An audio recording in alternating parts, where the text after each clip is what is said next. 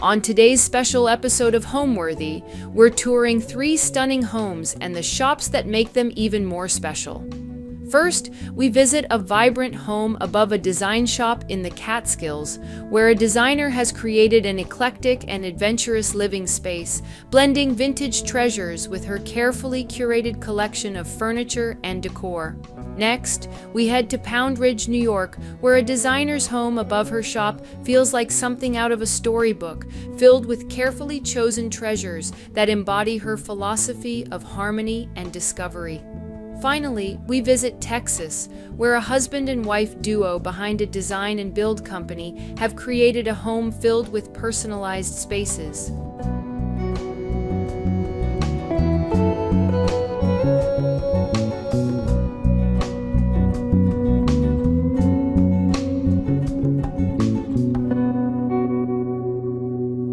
You're watching Homeworthy, where we believe every home has a story.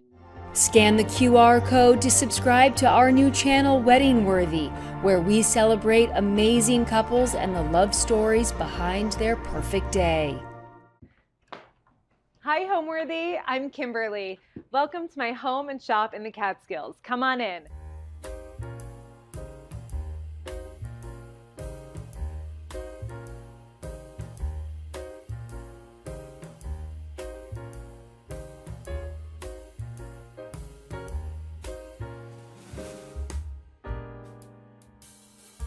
You're watching Homeworthy, where we believe every home has a story. Hi, I'm Kimberly Bevan. I'm an interior designer. Welcome to my home and shop in the Catskills. So living above my shop truly does feel like a storybook.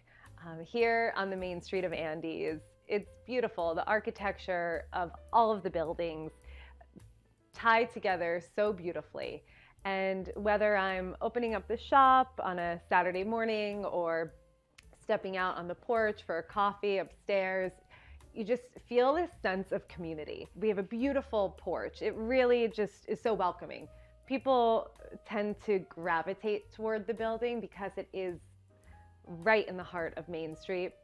People will sit, we have a big bench on the porch where people will come and gather. One day, for instance, the whole town lost electricity, and we got our Bunsen burner out and made coffee on the porch, and people were just kind of walking by with their coffee mugs and stopping and chatting, and it was one of my best memories here. It really, that sense of community and neighbors helping neighbors out, and it's rare to find, and it also feels so holistic to live above the store. It's very natural. As I stock the store, I think, okay, what do I want in my home? What would I use in my kitchen? What would I use in my pantry? And what are items I want to have access to?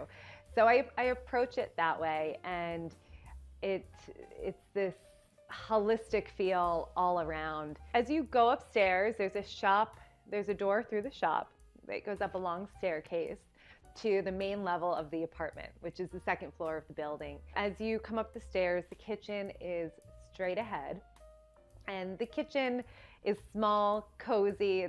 It can fit a lot of people. It's where we often gather.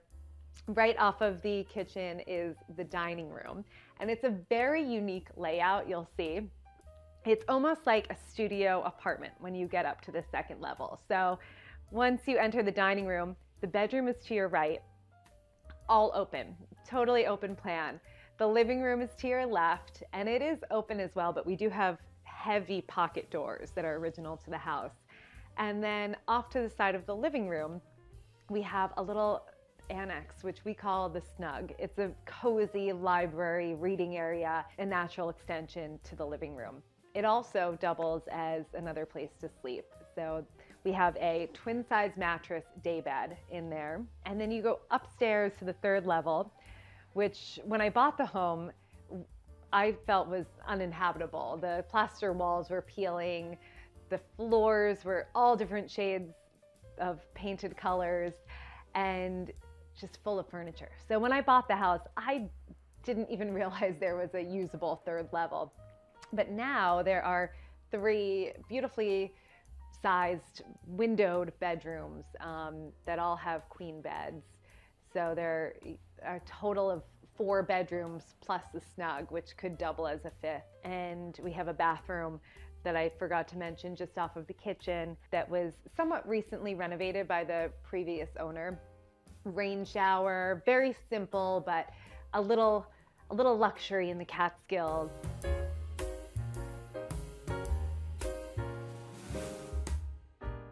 So we are in the dining room, which is the heart of the home and probably my favorite room in the house. This is where we all gather when family and friends are here around this beautiful live edge walnut table.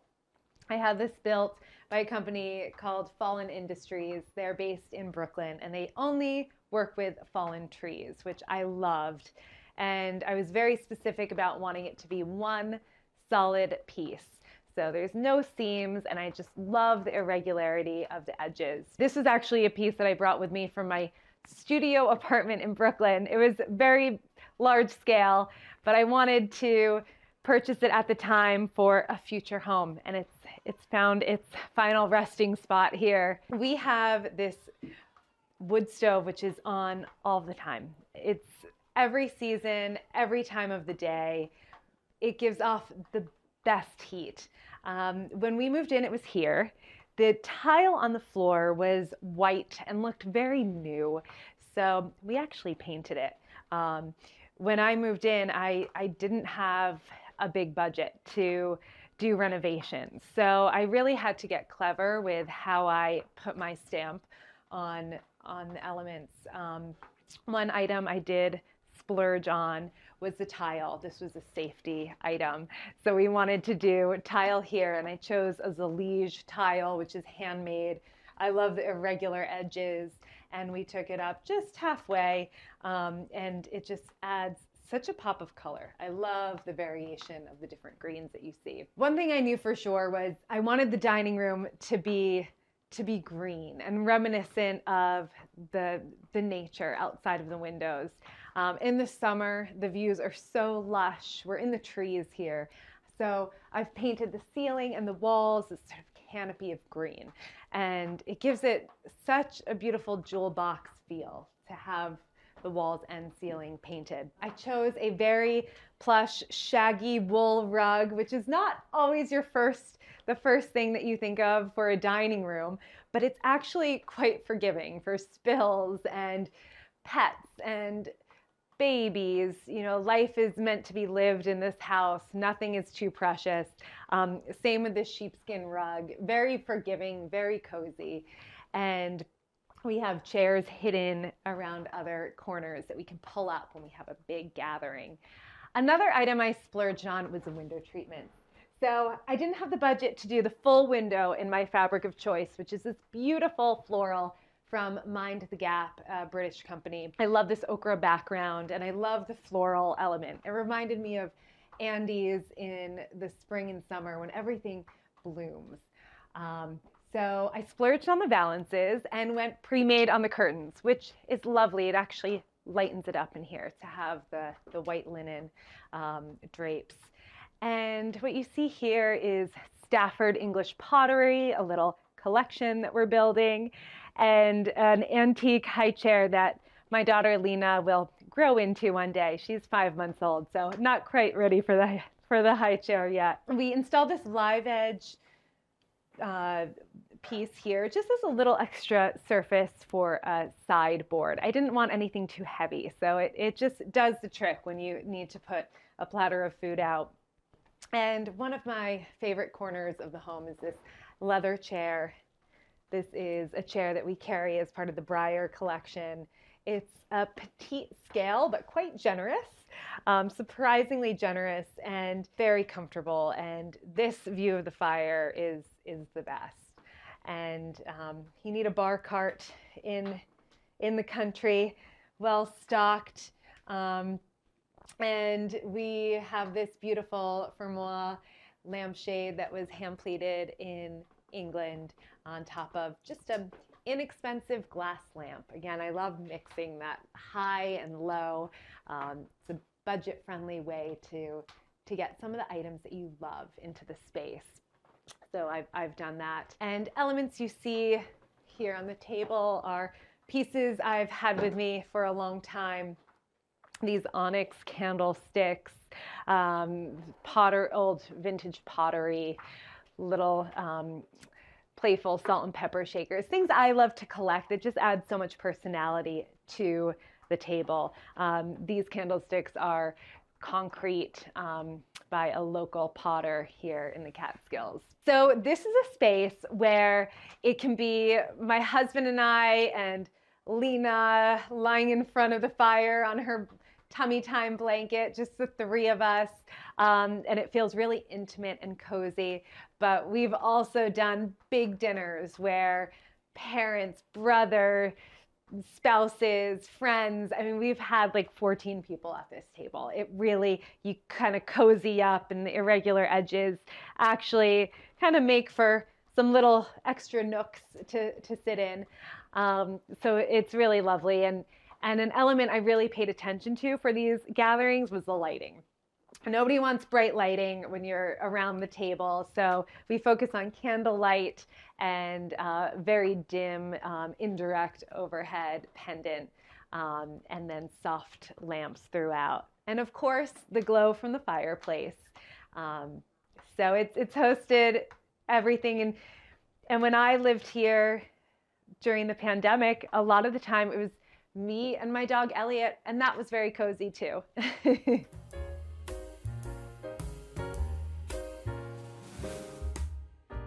So a unique layout here. We're going from the dining room straight into the bedroom. As you can see, it's completely open plan. There are no doors, which really works for my lifestyle. When my husband and Lena, my baby, when we're here, we love it because after dinner, we have the fire going, and then we head to bed with the fire still going. We fall asleep. We have a direct view to that wood-burning stove. You can't beat it. And it really has this studio apartment feel. When it's just us, it works beautifully. When we're entertaining, we have pocket doors on the other end of the dining room, which we close, and it sort of sections it off into this gorgeous bedroom suite. So the bedroom has a lot of natural light, big windows.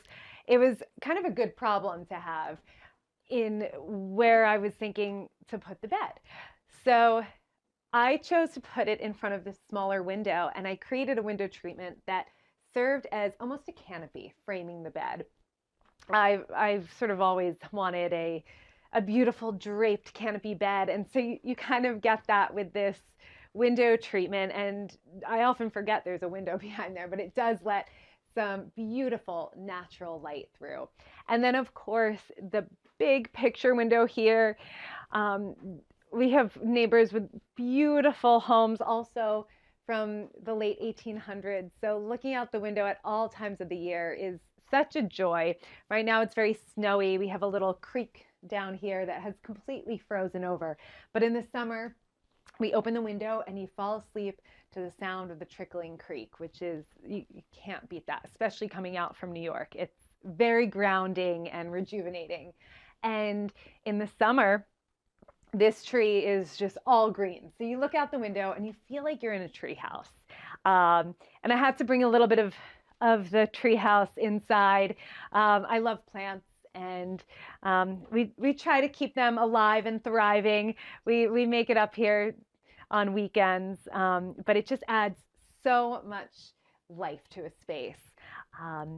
The bed, I chose my favorite colors of peaches, pinks, and greens. So I threw the green back into the mix in these velvet curtains. So it speaks to the adjacent dining room. And again, I splurged on the valances, which is a fabric by SKL, and I've always loved. And I just loved the mixing and matching of pattern on the valance and a solid curtain. Kind of unexpected, but it really works in here. And these velvet curtains really help keep the elements out when you want to. We have on either side of the bed mixed matched tables. So On my husband's side of the bed, this is actually called a bachelor's chest, which I love. It's an English design. It has this built-in kind of coaster that you can slide in and out for your bedside glass of water. It has leather with this gold tooling, it's called, and brass handles, and great spot to keep your socks and small pieces. And then I've paired it with a more contemporary lamp from Hay, a company out of Copenhagen. I just love their lighting. This lantern here is also Hay. It's reminiscent of the Noguchi style pendant, which was, again, out of my budget, but I opted for the Hay version, which is lovely and gives this beautiful glow at night. I'm all about indirect lighting.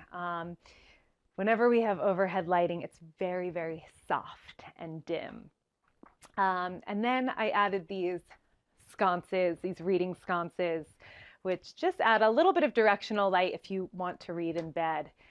Surrounding the bed, I have a collection of photos and pieces from my travels, just things that make me happy. A watercolor that I've painted, really a random assortment. And then on my side of the bed, I have just a little table. You call this a wine table. It's actually made from old wine barrels, so aged wine barrels. And all I needed was a little pedestal there with my antique Dutch brass bell. My family collects those. And that worked for me because I have a beautiful dresser here. This is a burl maple. And I found this at auction, supporting a local firehouse.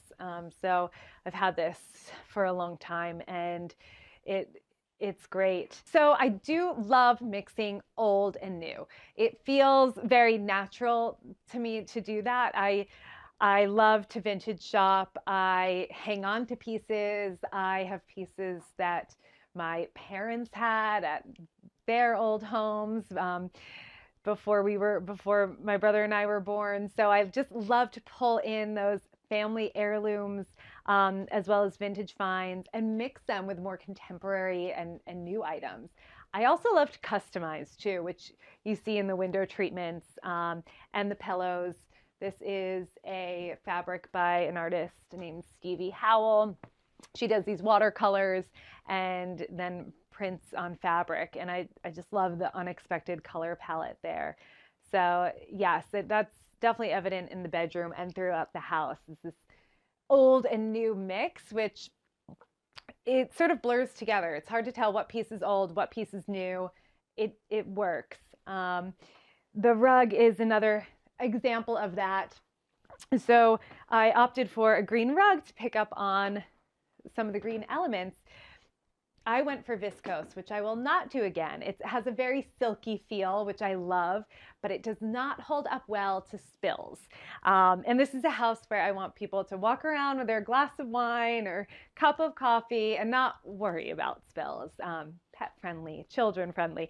So to hide those spills, we've layered with antique rugs, and it just adds to that patchwork in the story, and nothing's too precious. It's lived in. These are antique Chinese rugs that I picked up in Brooklyn when I had my studio there. This is an antique shag rug from a store here in the Catskills. So it's ever evolving and very lived in and relaxed. We're in the Catskills. It's a weekend escape. I want it to really feel relaxed. You might notice this curtain wall, which is hiding. No peeking back here. This is my closet. I needed a place to hang clothes, and the room, because of the open plan, didn't have a closet. So we partitioned off this corner, and we sort of have this closet niche, and there's a secret door to the bathroom through there. So it can double as an ensuite. And again, an affordable way to have a quick walk-in closet. My personal style is very reflective of where I grew up and how I grew up. So I was born in England in a rural town 2 hours northeast of London. And that has stayed with me. I moved when I was young, but that English country style is inherent in everything that I do. And when I work with a client, I want it to feel authentic to their story. So I will pull in elements that, reflect their interests and their passions and where they like to travel and visit. And that's how I approach my design for myself. So everything you see in my home and my shop brings me joy. They're likely pieces that I've had for a long time, or they're gifts with a sentimental value. And they all work together because they tell a story. I'm not afraid of color or pattern. I embrace color and pattern. They make me so happy, and you'll see a lot of color and pattern throughout my store, throughout my home. And I think it makes for this collected, cozy, welcoming, and sophisticated aesthetic. It's hard to put your finger on your own aesthetic, but it's more of a feeling that I get, and I hope that anybody who visits my home and shop will also get. So follow me to the living room.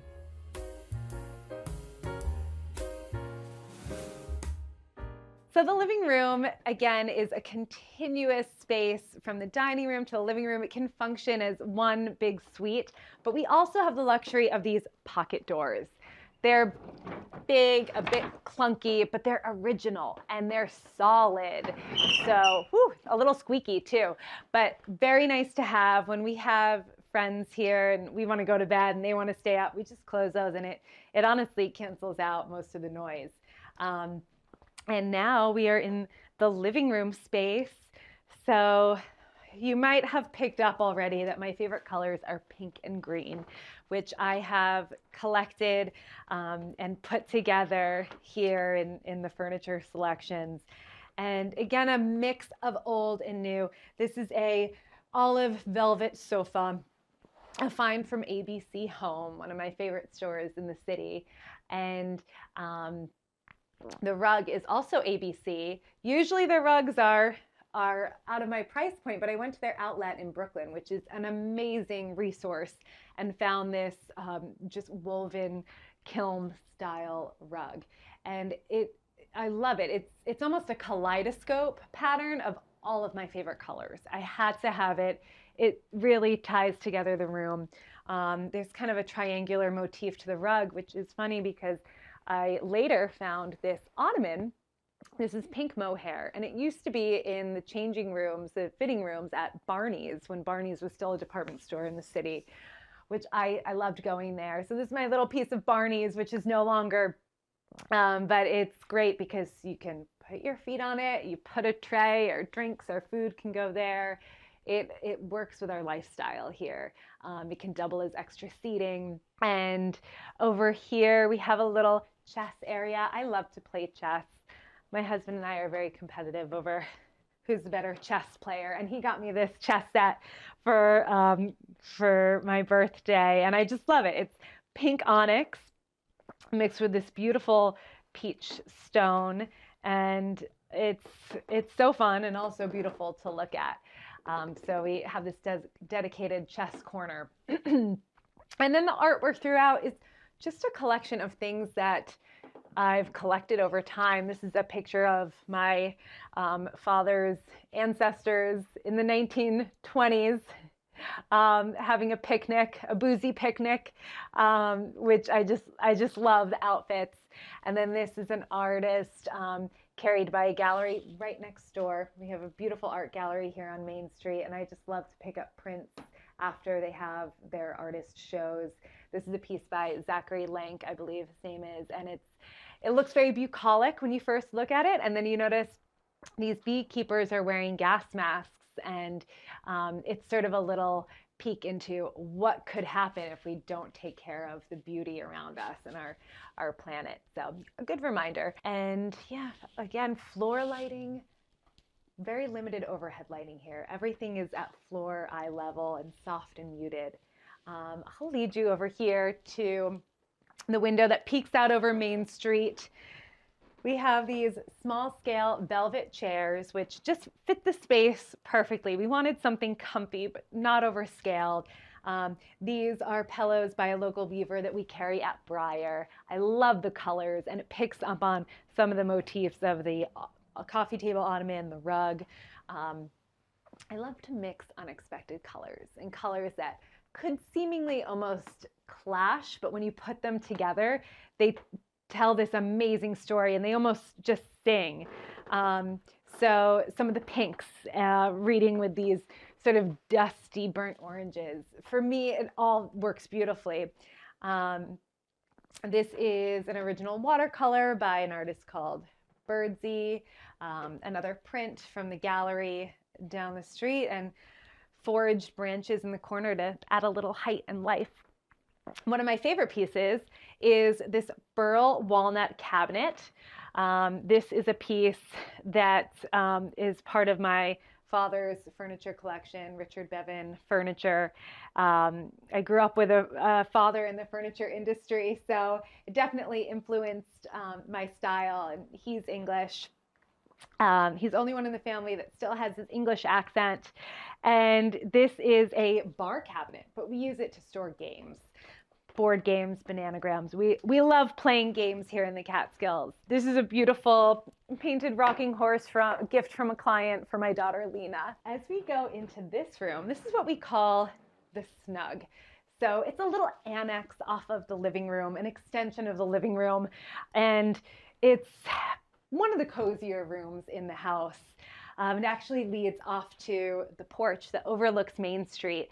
And I love in the summertime to keep the door open and you just hear life on Main Street. We have an amazing farmer's market that sets up right across the street, and a couple of banjo players come to play every Saturday morning, and it's just the best to go out here with coffee, wander back in, sit on the daybed. And really the defining feature of this room are these bookshelves. This was one of the first items I added to the house when I moved in. There is a barn in the backyard, and upstairs we found these planks of old hemlock wood. And I thought, let's incorporate it. It's beautiful wood. So sketched this up and had a couple of local guys come and build this. And I was thrilled with how it turned out. It really transformed a room that at first we really weren't sure how to utilize it. Yet I knew I wanted an area dedicated to a library. So we had an instant library, and then we took some more leftover planks for this daybed here.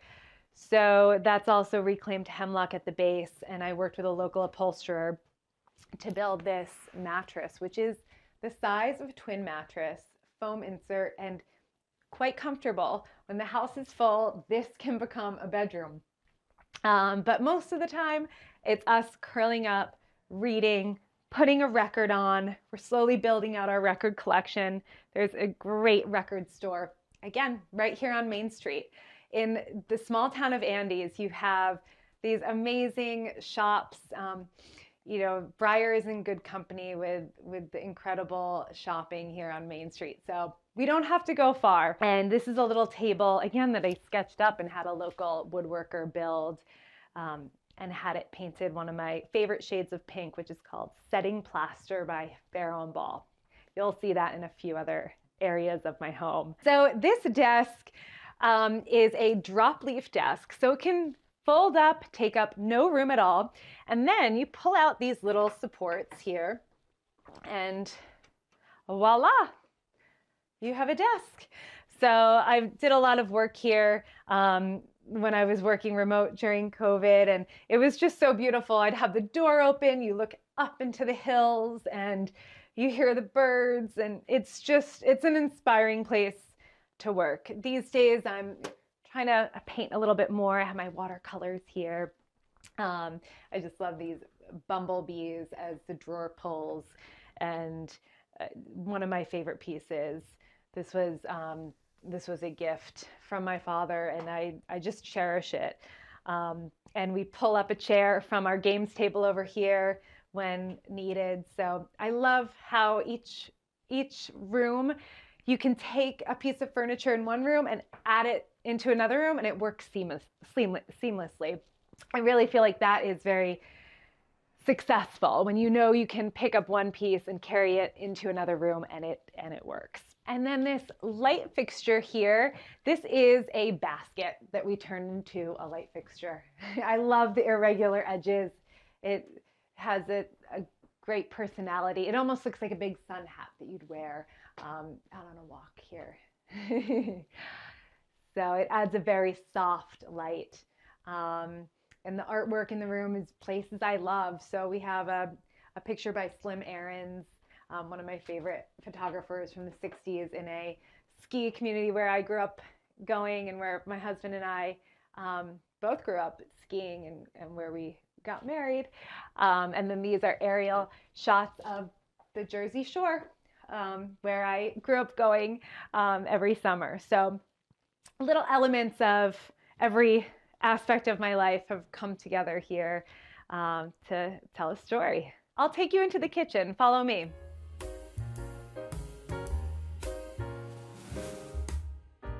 When we moved in, the kitchen needed the most work. When we showed up, the walls were probably 5 different shades of yellow, and it just needed a little love. And I wanted to put my stamp on it. Everything was very cared for by every previous owner, so really lucky there. All of the original cabinetry is still here with the brass hinges, the brass hardware. And I wanted to make big changes without spending a lot of money, and I wanted to make them quickly. So we got the paintbrush out, painted every surface, walls, ceiling, cabinetry. I even painted the backsplash tile. It was a beautiful Mexican tile, but it had a very distinct, bold yellow color that was just feeling distracting for me. So I painted it that setting plaster, which is this very earthy, it's more of a beige than a pink, but it reads pink in certain lights, which I love. And another element that we wanted to tackle right away was adding more storage. So we found, again, more reclaimed hemlock in the barn, which became these floating shelves and extra pantry storage, extra glass and cup storage.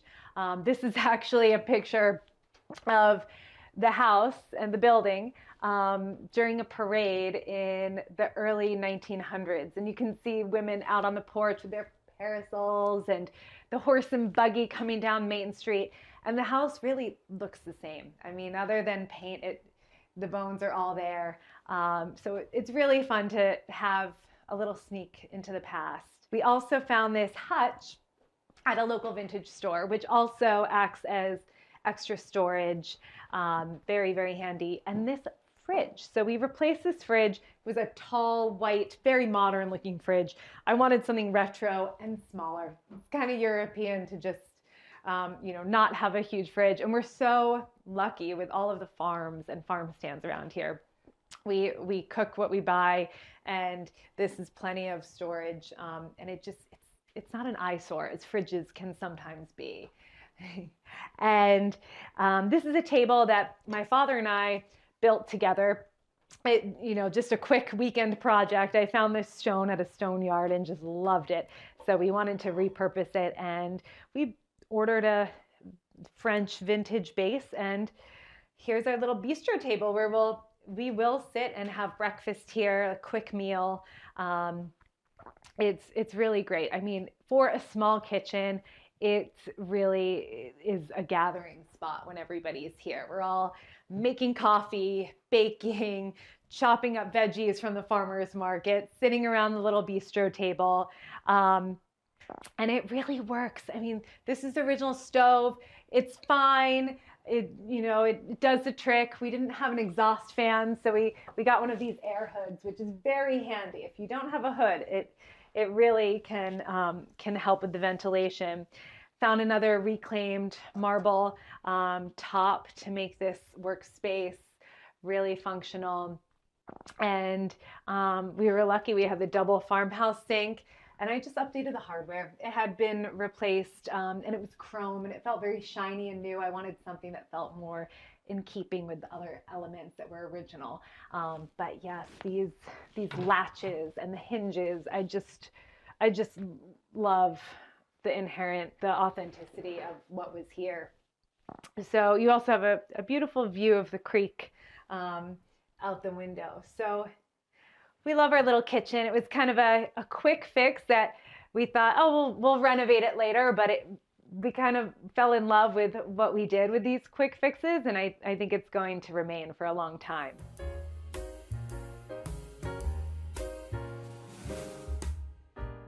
So now we're upstairs on the 3rd floor bedroom level. And we are in one of the 3 guest bedrooms up here. We actually call this Max's room. My brother Max spent time during the pandemic here. He moved home from London. And so we really put this room together with him in mind. Now he's engaged, so it's Max and Mally's room. But it's just a wonderful place to stay for a weekend or a longer stretch.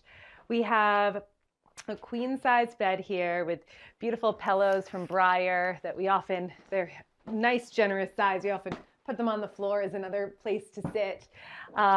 Great natural light up here.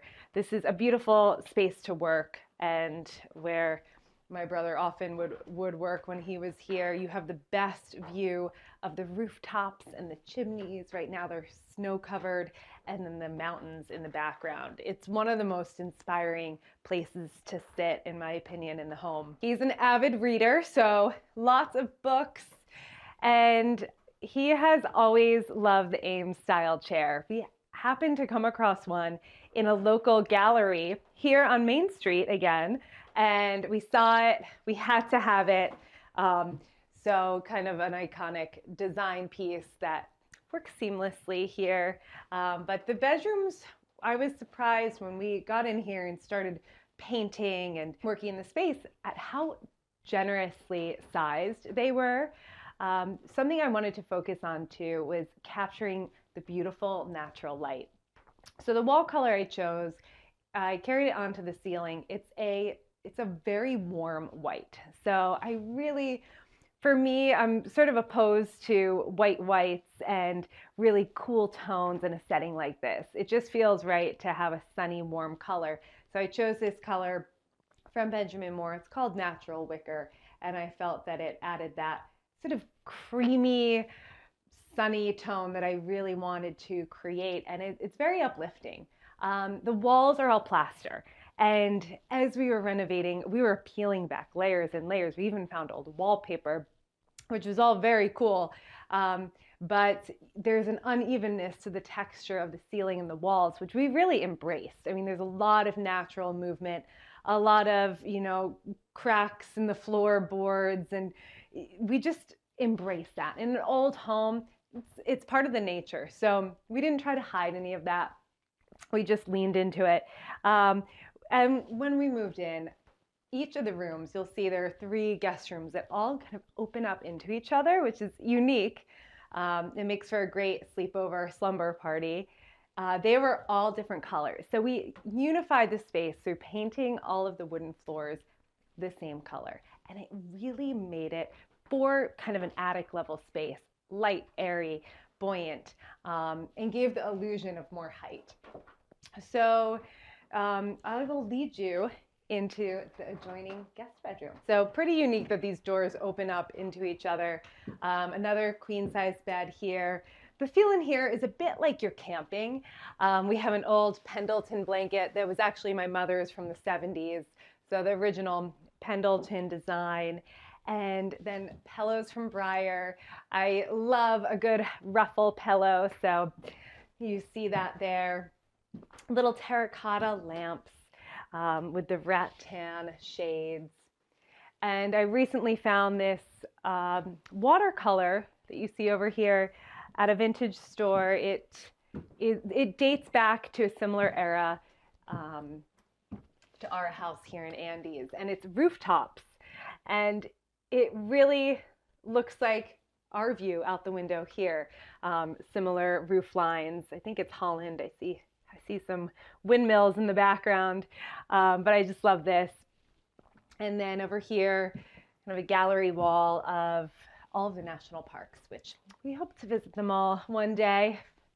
Been to a few. These are benches that serve as luggage racks too. When people come for the weekend, you want a spot to put things. So serves a few purposes. Little mid-century modern woven vintage chair here with a scalloped pillow. Just kind of softens the mid-century design. I like to, wherever floral can go, I will add floral. And then this is the same artist to the piece adjacent. I just love this kind of English country scene, and another beautiful spot to sit and work or write a letter or daydream. Again, a vintage find from a nearby thrift store. And then I'll take you into Lena's room, my daughter. This is her nursery. She's transitioning into her own room. So we're having fun designing this space with Lena. We have another queen size bed here, which most of the time is kind of our reading nook. So this is where John and I can curl up and read a book with Lena. But if we have a house full of guests, this easily transitions into another place to sleep. Queen mattress, full sheet set, transitions seamlessly. And again, this whole level feels a bit like you're camping, which we love. We have the camping lanterns, beautiful view of the creek from here that is usually flowing on a sunny day. It's frozen over. You could go ice skating today. And the rooftops of the surrounding homes, it's just so charming. And little treasure map on the floor, Lena's toys, and a place to sleep. I mean, this space has had many different iterations over my time here. At one point, I was raising baby chicks.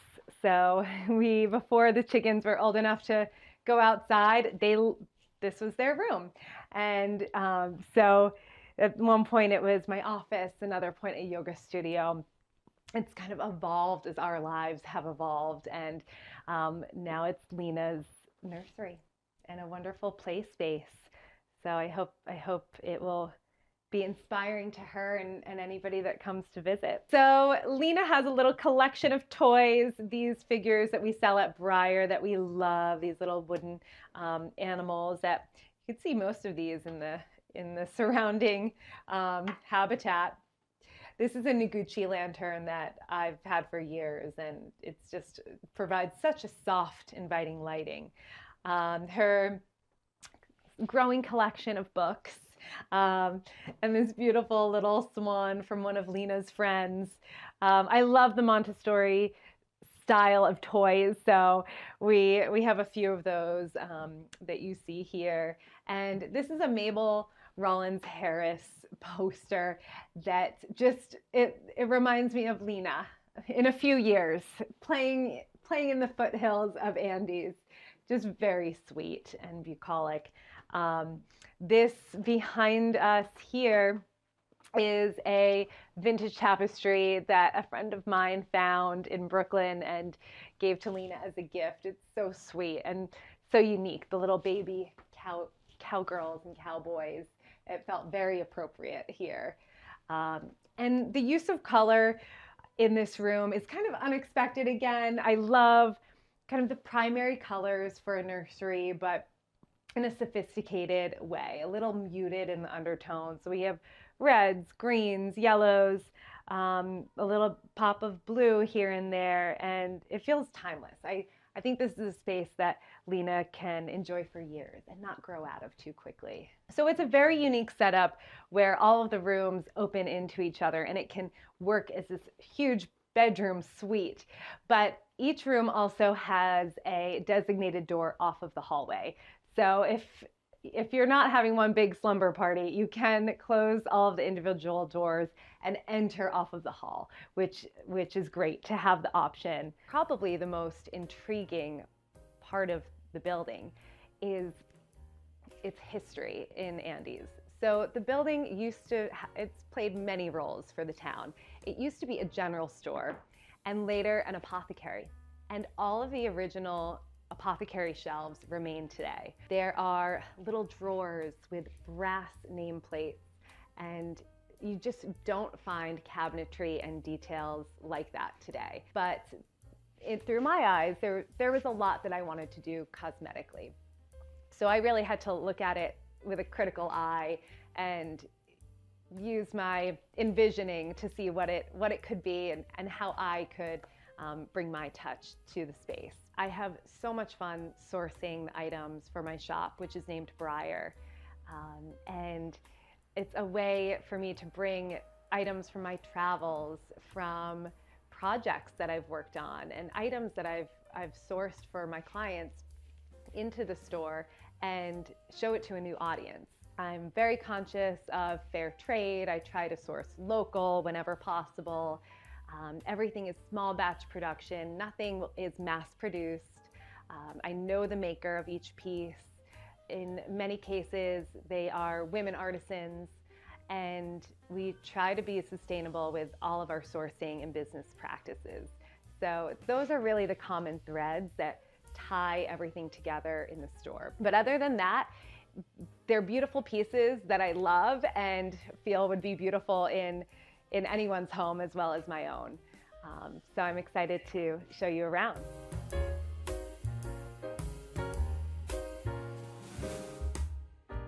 So we're downstairs at my shop, Briar. As you can see, the original detailing in these beautiful shelves, this was all here, which was incredible. The building's roots as an apothecary are really evident in the drawers that you see here. What I did when I got in here was stain all of the wood. It was sort of this orange wood that didn't really speak to me. I wanted to darken it to give it that walnut tone.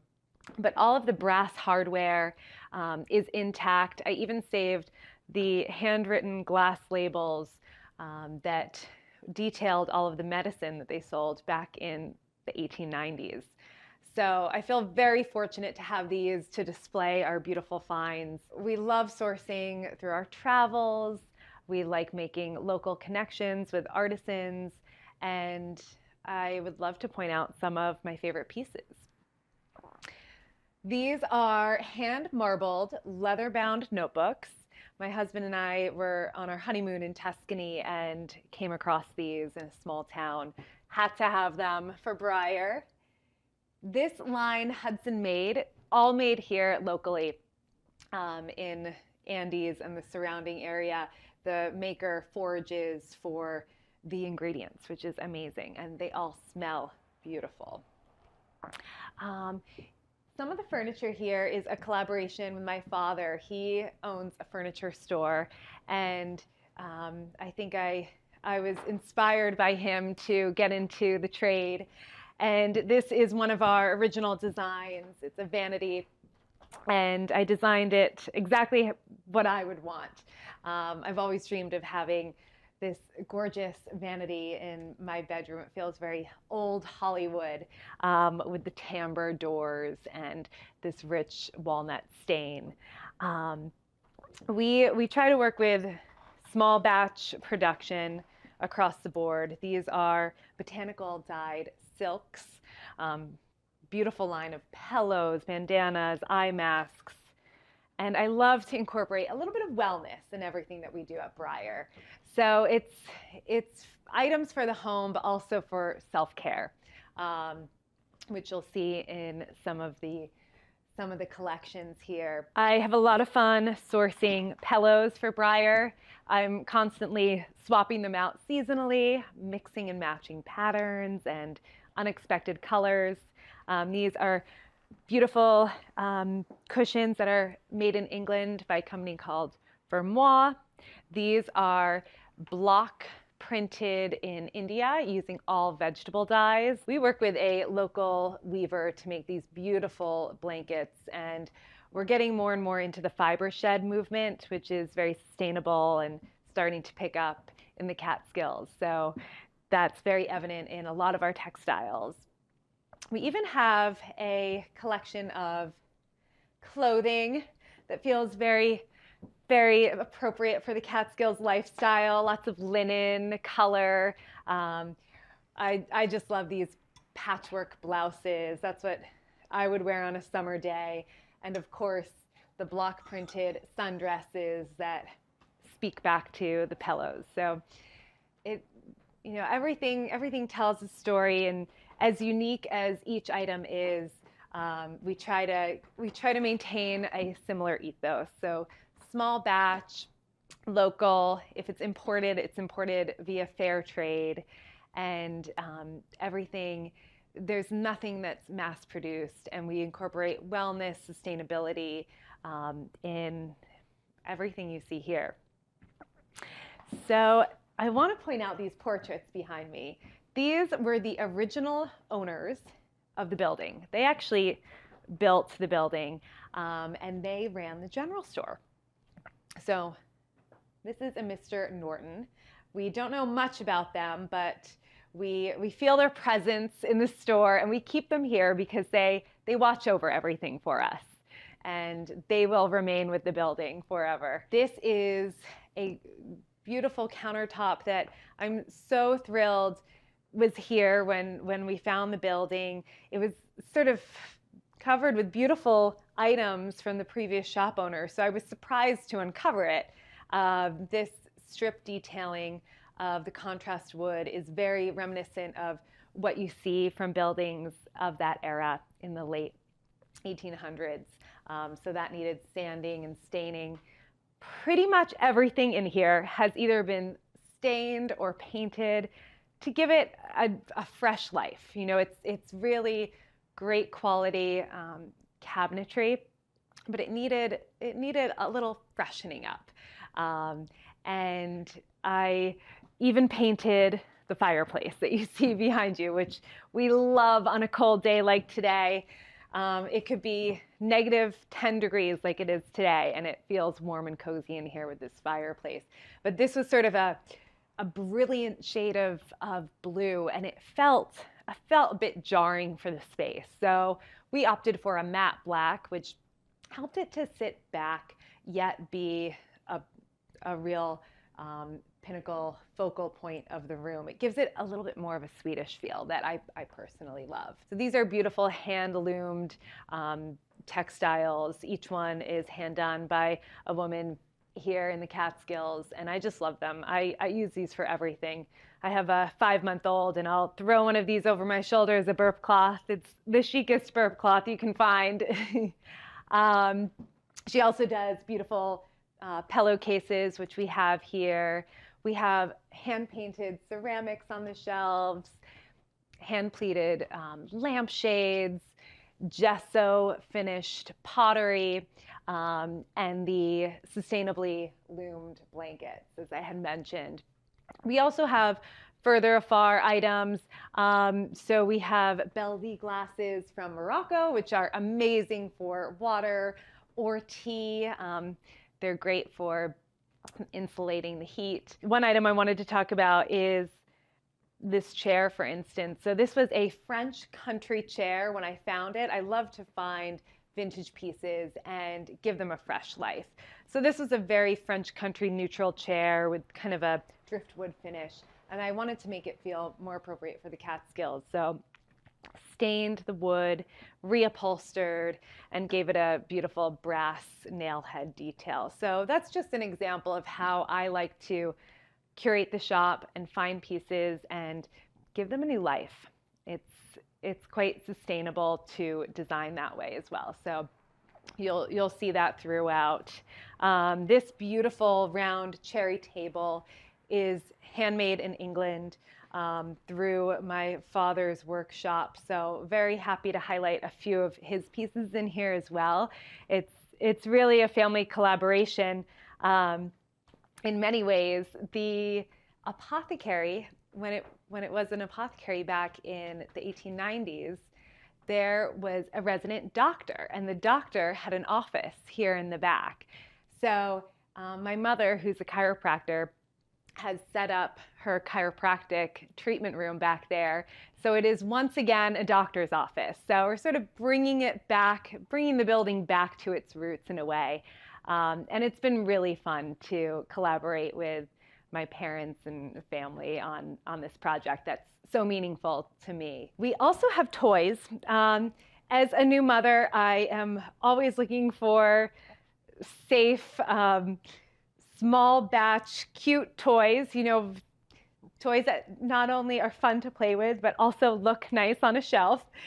So we've started to get into toys these are little critters made, hand carved in Germany. We have our alpaca animals, which we love. We used to have chickens in the back.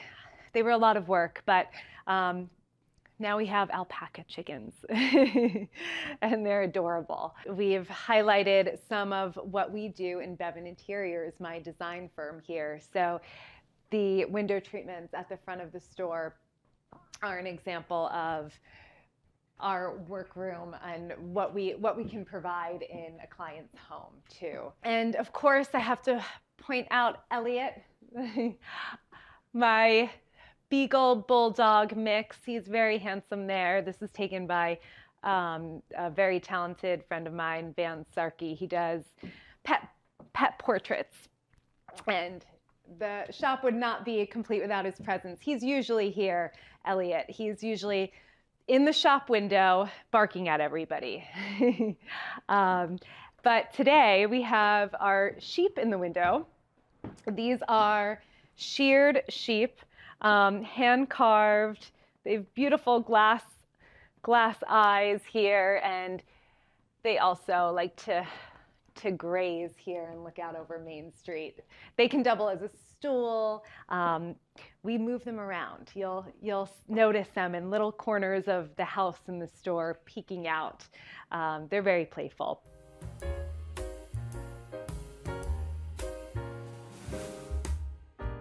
Home for me is being surrounded by people that you love, items that bring you joy, and feeling a sense of calm and cozy. I think home should be a reprieve and a true sanctuary for yourself and loved ones. And you should have fun with a home. I have fun designing my home. I don't take it too seriously. I think it's such a gift to be able to design a home. So I have fun with it. And there's a sense of relaxed style to my home, which I think should really be there. Home is somewhere you can put your feet up, leave your worries at the door, and nothing should be too precious. It's certainly a philosophy that I've adapted, and things should be lived in. I carry that philosophy through every room in the house, and I like to embrace the imperfections. If something gets stained, it's patina, it's a happy memory. It's the time you spend in your home that truly gives it life, as opposed to anything that you put into your home.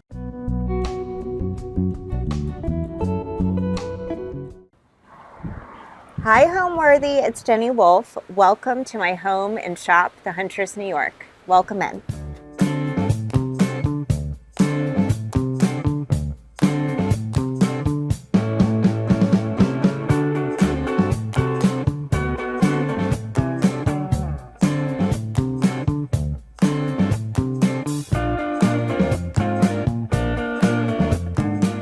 You're watching Homeworthy, where we believe every home has a story. Hi, I'm Jenny Wolf, and I'm an interior designer here in Pound Ridge, New York. I'm also based in New York City, and I focus on residential and commercial design.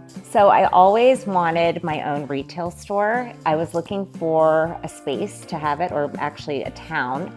And it was a day probably much like today, a little cold and wintry, and just got out in the car, drove to Bedford, actually, and was looking through the village at buildings, and nothing was really speaking to me. So I drove a little bit further up and I backed up into this parking lot and got out of the car and saw this building, and I was like, this is it. So I had the realtor at the building probably within 30 minutes of entering into the parking lot. And I just knew at that moment that this was the place where I was going to have my store. I had no idea where I was, didn't even know that a town named Pound Ridge even existed. I'm from South Carolina, and I'd never even been to Westchester County. So it's kind of serendipitous how this all came about.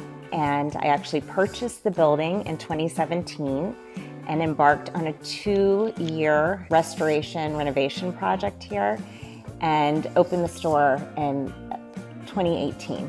So we've been in business for about 5 years. This is the flagship for the Huntress New York, but we also have other locations, and it's been a dream come true. The building here was the town grocery store, and when I took it over, it had been a dilapidated deli. It had about 12 layers of linoleum floor that needed to be removed. So this was a huge project, maybe one of the largest in my career, which is saying a lot because we build homes from the ground up, but it's quite different when you take it on as your own. And so we started in 2017 and finished in 2019. I always tell people, I'm like, everything in this building is new except for the front 2 windows and some of the joists. We actually took out all of the sheetrock, gutted it to the studs. It was a very large project. So everything you're seeing here today is new, really to look old. That was actually kind of a really fun process for me. I like linking the past to the present, and I think this building really speaks to that aesthetic.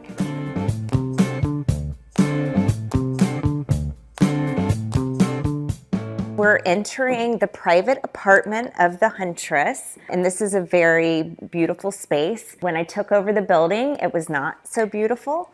It was chopped up into many rooms, and I really just wanted one large space where I could entertain guests and fellow Huntresses. So the idea behind designing it was that we would be able to host large groups here and do, workshops and nice dinner parties. We actually finished the upstairs of the building first when we did the renovation, and the reason for that is that I wanted to spend time here while I was creating the concept for the Huntress and finishing up the store below. So I was living up here, and I really got to feel out the space, and I probably painted this room like 3 times before we landed on this beautiful Pharaoh and Ball color called Denims, which is one of my favorites. But like I said, this was not this big room. This whole upstairs was chopped to bits. I mean, it was several different rooms.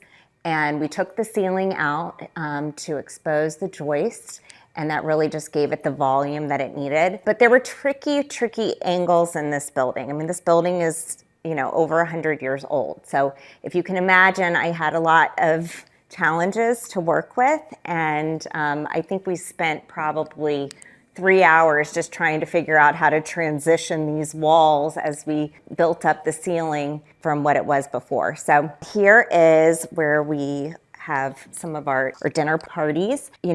I've kind of just set it up today for, hosting guests, kind of give you an idea of what it might look like on any given event day with beautiful floral. The Huntress is really focused on floral. We have an amazing floral partner here in the shop, and it really just brings all the energy and magic, I feel, to what we're trying to do here. These chairs have kind of followed me for many years. I love just collecting antiques and repurposing them and doing them in fun new patterns. So this one is a classic cloth check that we've used throughout the store. We sell pillows and really love checks for table linens and kind of mixing kind of a country look with some kind of French looking antiques. The Janori is our favorite pattern, I would say, for the table setting, and we sell all of these dishes in our shop.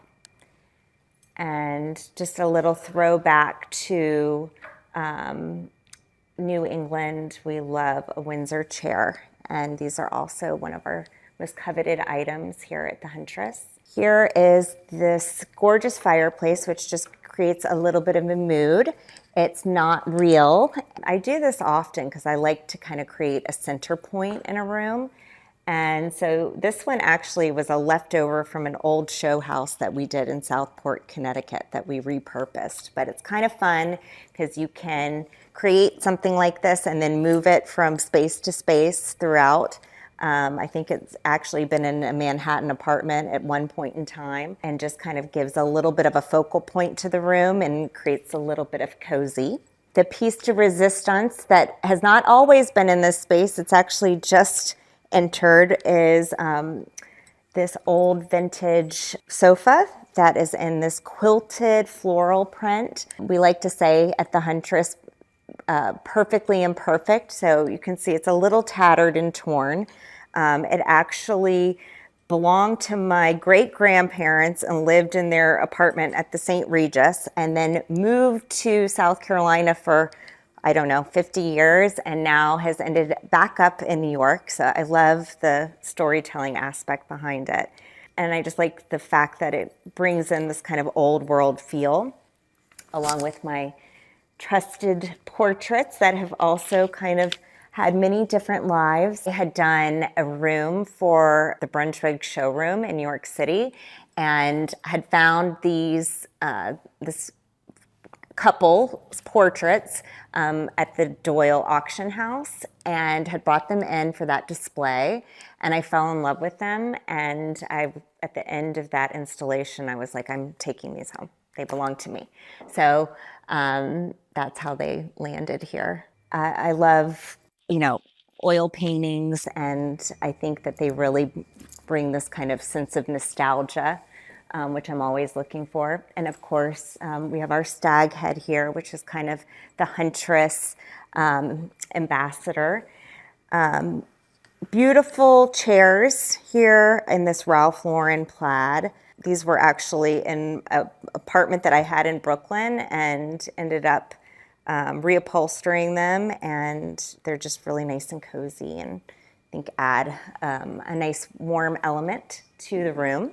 The Huntress is kind of famous for selling a beautiful array of coffee table books. So I have here my own personal collection. I happen to love books. I think they make great gifts.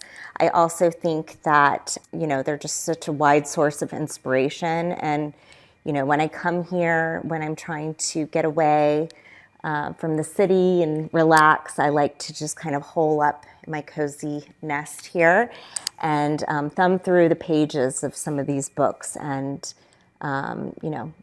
get ideas for future projects. So believe it or not, we've hosted a wide array of events here in this space, anywhere from moon ceremonies to sound bath healings. We've done floral workshops with famous editors, and also just really private dinners. I've hosted my family here, so it's a very unique, flexible space. And, there are times where we pull all the furniture out and we bring new tables in. So it's kind of seen many different iterations. It's always evolving and changing. I think at one point during COVID, it was my office space. So it's really just been a great place to kind of come together, create and manifest. Lighting is very critical to a room, and fortunately this room has 4 of the original windows that were in the space, and it gives off a lot of natural light, which I love. But we did end up adding all of these gorgeous pendants. They're quite industrial in nature, and I just like that they give a little bit of modernity to the space. But also some ambient lighting that we've kind of sprinkled throughout. This is actually one of my favorite antique finds. You can note the arrow right here, which is the Huntress logo. We have a saying, follow your arrow. So that's like following your inner compass. We also have on our sconces over here a similar motif with the arrows. And then this gorgeous lamp from Penny Morrison. that we sell down in the shop. And we paired it back with a black string shade, which is kind of a Huntress classic. I use these, even throughout my Jenny Wolfe interiors design projects. I just think they add, can really spruce up an old lamp and make it look new and fresh again. So this cabinet here has followed me for the last 15 years. It was in my Tribeca apartment in the city. And I've actually probably repainted it 3 to 4 times. So I think I purchased it at ABC Carpet, and it was a antique white cabinet, and since has been painted black. So I actually had the decorative painter paint the interior of it, this beautiful Farrow and Ball stone ground, which is a lovely pink color. And, it hosts the bar and all of my china, and it's really just a great piece. Oftentimes I have my young 3 girls here staying with me. For the little itty bitty, she's got her own little piano, and I found this gorgeous antique chair. I think it's hundreds of years old at the Stamford Antique Mart here nearby. And this beautiful cabinet I also has found its way upstairs. It was in the store, but it was so beautiful I had to take it as my own. But just really beautiful French details, and I love this piece. It's hard for me to really describe what my style is. I always say that you buy what you love and you try to find a way to make it work. My eye is generally attracted to, antiques from the past. Right now I'm sitting on my grandmother's sofa. I love items that I can look at and that really have a soul and kind of speak, volumes of the past and how that links to the present moment. That being said, I love mixing old with new. So when we venture into the store, you're going to see a lot of that juxtaposition of more traditional with some more contemporary elements, which I think gives it kind of a fresh and new, exciting look. So now I'm going to take you to the kitchen.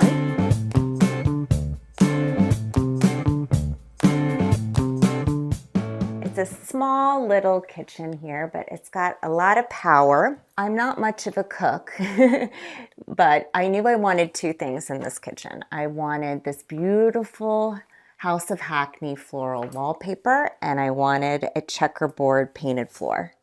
So that's really where we started. And everything else just kind of found its way in coordinating with those 2 elements. We opted, instead of having a traditional backsplash throughout, doing this beautiful kind of like shiplap, these custom designed shelves. And then I love this clay tile that we used as the backsplash for the oven. This is, it just has a really nice irregularity to it.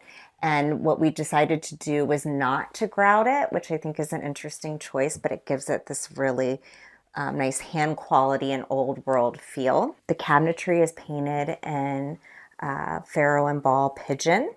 And we did a gorgeous soapstone countertop, which has been, really standed the test of time. And I think I always say every room needs a little bit of black. That's one of my rules. And I think that kind of gives this room the edge, kind of cuts the sweetness out of it. And, with small kitchen comes small appliances. So I happen to love these old vintage Smeg. So that was a fun one.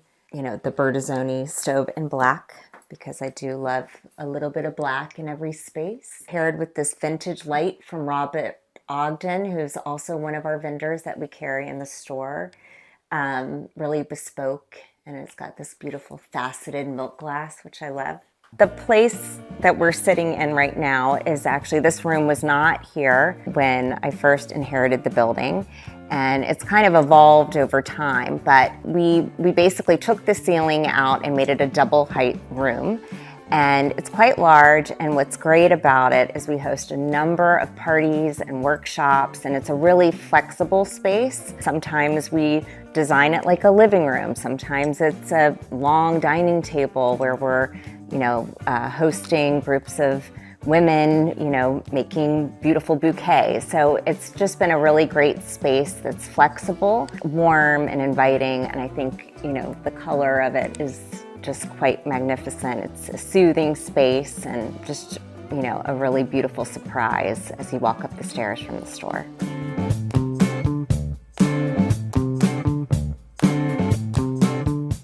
So this is one of the guest rooms at the Huntress apartment, and it's painted in this gorgeous kind of deep greeny gray Benjamin Moore color called Gray Gardens. And we opted, like in most rooms in this apartment, you'll see that all the ceilings are painted the same color as the walls, which really kind of creates these cozy environments to kind of nest in. And, you know, I love a check. And again, we have our beautiful stag head and Apollo chair and a beautiful window pane plaid. This is one of our Huntress core pieces. So just a really nice little reading nook. Before we make our way to the main apartment, I'd like to show you some of the hallways and some of the art that I've curated over time. So this set of 6 intaglios that are framed, I found these at different markets throughout the south of France, and they're really special to me. So this is kind of an interesting thing that anyone can do. But I took them to the framer with this gorgeous rose-colored Belgian linen, and we were able to frame them. And I just love the way they've turned out. And I think when you buy art that you love or create, you know, you're always going to find a special place for it. So follow me this way. I can show you more of my collected art.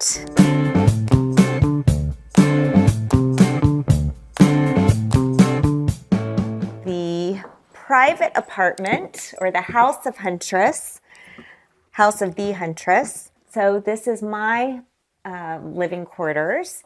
And my favorite wall of fame is some of these gorgeous hand sketches that I've collected from all over the world and framed in vintage frames. And they're set against this beautiful Farrow Ball setting plaster paint backdrop. And, you know, these are just great because they look great hung as a collage, or you can hang them individually. I've really had a lot of fun with them. And of course, wouldn't be the Huntress's home without a lot of hats. So this is where we hang our hat at the end of the day. Moving into one of my most favorite spaces that I designed for my sweet little girls. This room gave me a lot of challenges, again, with the odd transitions from the walls to the ceiling. So when I found this gorgeous hand-painted wallpaper from Studio 4 in Manhattan, I just fell in love with it and couldn't imagine doing anything else here. Nothing was as perfect as it was for my little ladies, and we just decided to wrap it around the ceiling, and I think it gives a really nice effect. And of course, we added a little black with these Jenny Lynn twin beds, and I just love the sconces that we did above them with these little Fermoy shades, which we actually sell in the shop as well. It's just like a really sweet room for the little girls, and I just, you know, feel like it is a great space too for them to play in, and you know, there's a lot of closet space. I love the pink check bedding in this room. It's actually from IKEA, which is a great little trade secret. The pillows were custom Sister Parish, and these sweet little bunnies, which I love, and my girls collect. We have their little collection of Maylig bunnies and little mice, and it's kind of a little fun place for them to play. So this nightstand is actually a bar cart from Serena and Lily, and I just happen to love it. It served many purposes for me throughout my life as a designer. I think it was an actual bar cart at one of my homes, but now it just has made a really lovely nightstand in the girls' room, and I love that it brings in this natural texture. And it also serves as a nice little place for them to play with their little collection of Maylig bunnies and mice. you know, when designing children's bedrooms, you do want to design a space that will grow with them. And there was something about this paper, I would have put it even in my own room, you know, and also not being too precious about certain things. I had brought this one antique mirror. I actually practically carried it on my back from the flea markets in Paris to try to get it back to the US. But someone might feel like, you know, I wouldn't want to put that in a children's bedroom, but I think it gives an element of sophistication and kind of, you know, sets a nice tone for the room. So I think finding art for kids' rooms can sometimes be a challenge. And so what I did here was, this was actually a piece that was in a more formal space in my home.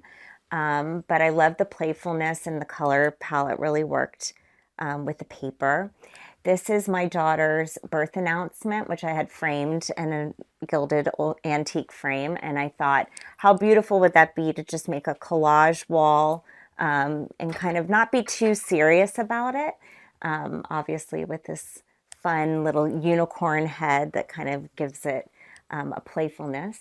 It's all about the little huntress in this room. So while mom is sipping her tea, you know, the daughters are also having their own little tea parties.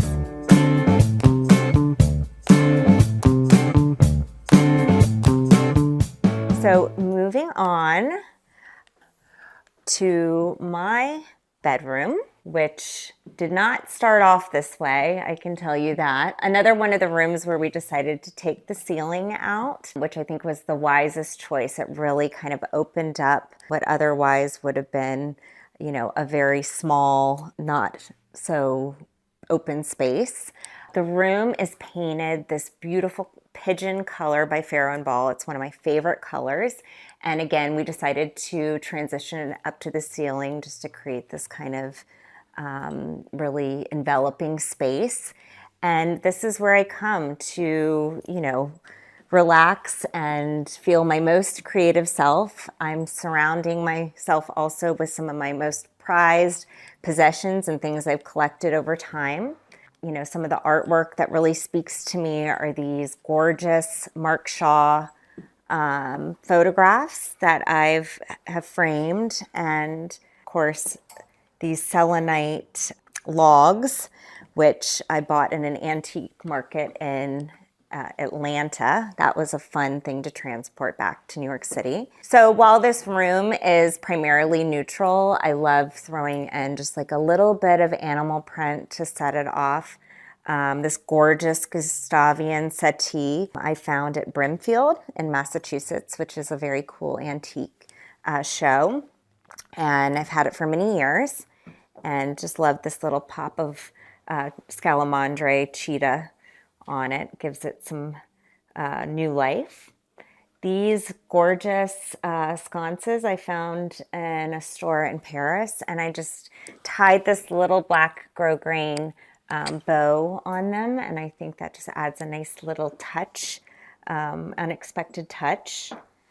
And you know, what you're seeing on all of the tables are just items that are meaningful to me, and I think that's most important, especially in your bedroom. So you can kind of, you know, look around the room and you can remember the place where you found it or who gave it to you. I think that just gives us a lot of, you know, joy, and, or at least it does for me.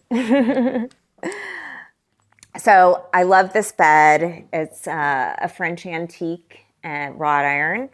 Oil painting is very special to me. It was done by a New York artist named Nick Weber, and he actually painted this, me sitting on this chaise in the moonlight, which I think is really amazing. And the painting is not about vanity, it's actually about self-transformation. So I get a lot of, it really inspires me every time I look at it.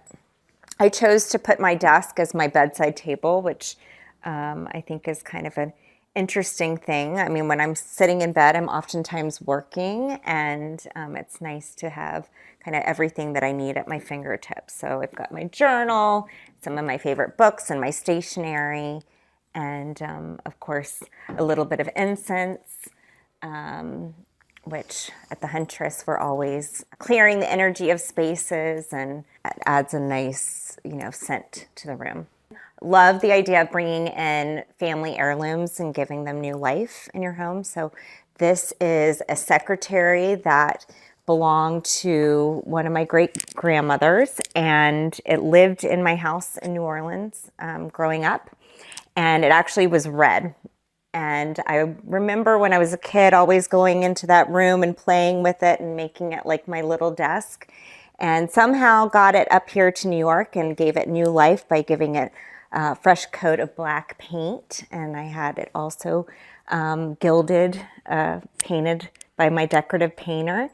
And it just houses some of my favorite little belongings, treasures, and it's just a really beautiful piece, and I think it's important to kind of bring pieces like that back to life. This is one of my favorite places on earth. I'm more at peace and I'm feeling more creative than ever whenever I am here, especially in the apartment above the store. I love to bring my family here. I love to entertain here, but it's mainly my respite from my home in New York City.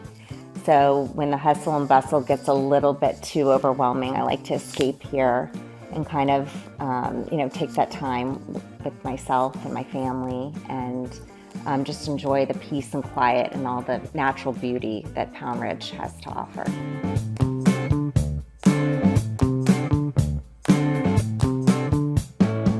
And for this Huntress, the most important room in the house is the bathroom, which is really my sanctuary. And I think all of you mothers with children know what I'm talking about. But, I happen to spend a lot of time here. I really enjoy the ritual of bath. And this tub is just one of my favorites. It's a clawfoot tub that I actually painted in pigeon, which is the same color that we did in the master bedroom.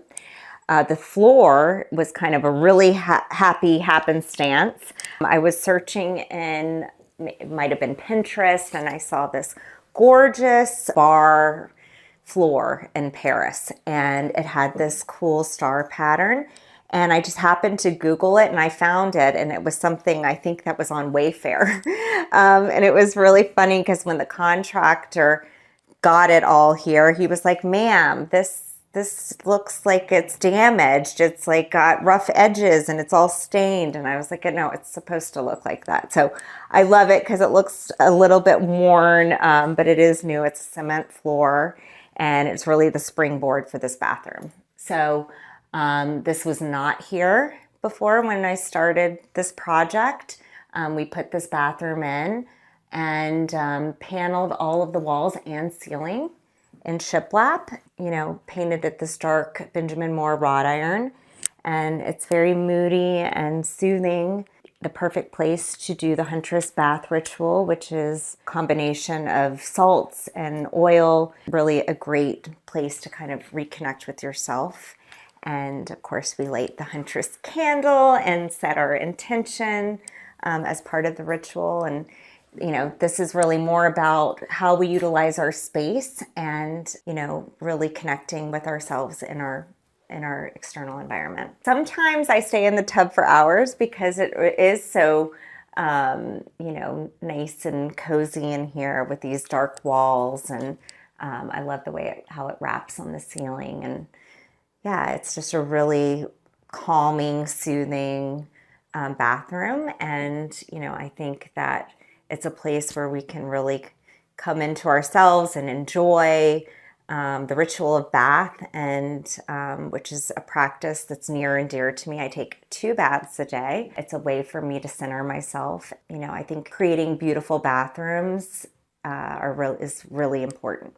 A pedestal sink, there's something very vintage and cool and old world about it. I found these sconces that are also like a porcelain vintage sconce from Etsy, which is a great resource.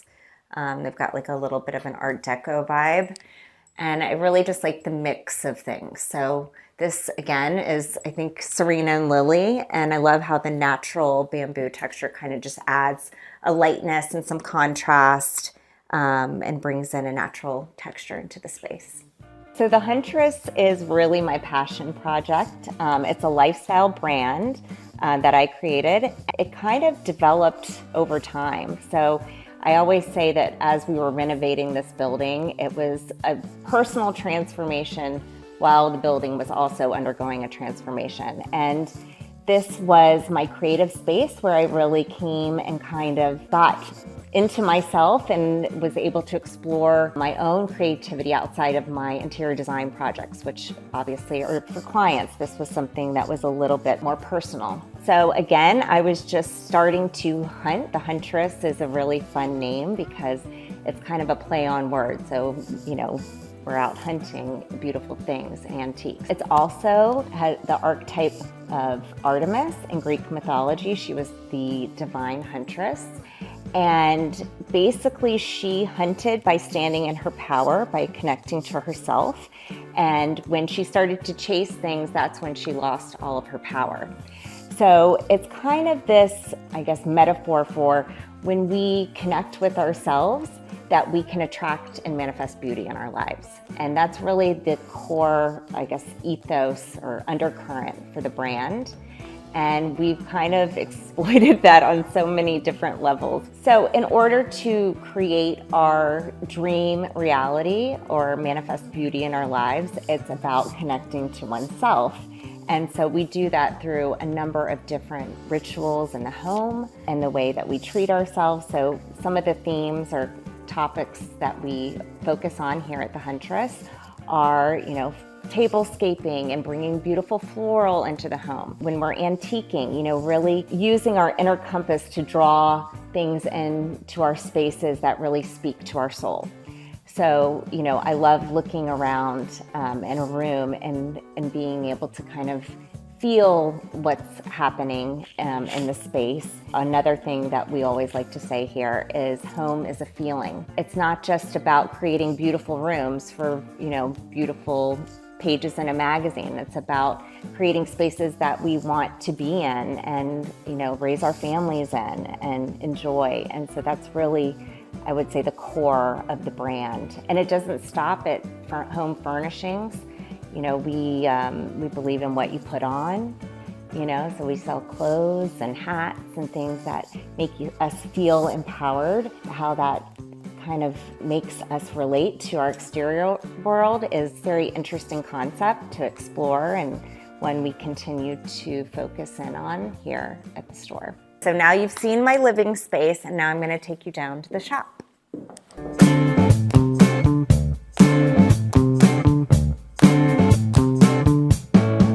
I always say that the Huntress is not just a store, but it's really a movement, and we're trying to create an experience for our guests. So everything matters here, whether it's the Huntress playlist that's playing in the background or the smell of Palo Santo when you walk up the stairs, and of course all of the beautiful objects that surround you. It's really sensory overload, and I think that it just gives a new, fresh take on a retail experience.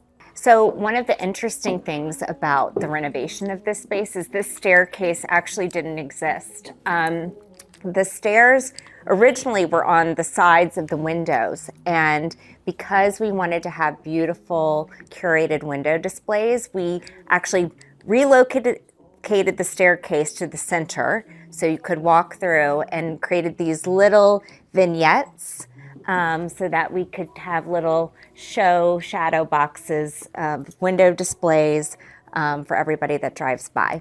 One of the main features that drew me to the building were these gorgeous large paned windows that are original to the building. There's very few other features that are intrinsic to this space, but we started with this gorgeous reclaimed wood floor. It's probably my splurge when we came to, you know, what we were going to do to kind of elevate the space, and it just serves as a perfect foundation for this shop. The ceiling detail is also really important to mention. Instead of just having like a drywall ceiling, I thought it would be fun to do these 10 panels, and we did them in a glossy gray finish. And this is actually a custom paint color. And everybody that walks into the building thinks that these were here from the beginning, but they're actually not. Okay, so when lighting a retail space, there's a lot to consider. And, you know, instead of doing traditional hi-hats or, you know, track lighting, which was not my favorite choice, we just ran a conduit on top of this tin ceiling and did these kind of really cool porcelain Edison bulbs that I think are from Home Depot. I always get a lot of compliments on how cool that looks. It gives a little industrial flair to the space. So another important design choice that we made was adding this vintage galvanized sink to the shop with this gorgeous unpolished brass Waterworks Atlas hardware. One of my favorite design details, and really like a functional space for our florist. We actually, you know, sell bouquets here at the shop, and floral is an integral part of the Huntress story, especially this gorgeous blush rose, which if it was a more beautiful day, you would see that we have bushes of beautiful roses that are planted and kind of line the building. This is one of my favorite tables. It's custom designed by me, and it's to kind of represent a reproduction of a farmhouse table, and it's really great because it can be done in a number of different sizes, and it's really made to look old. We decided to do a reclaimed wood, did the top in a reclaimed European white oak, which is really beautiful, and then you can pair it back to a painted leg in any finish of your choice. And so this is a really popular piece here at the Huntress.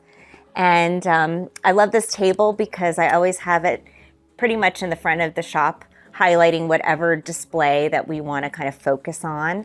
And so what you're seeing here is some of our private label product here at the Huntress, which is focused on ritual in the home and creating our special sanctuaries. So here you'll see an assortment of tea and bath salts and bath oil and our beautiful toile printed journals, which I think are really fun, and they make a great gift.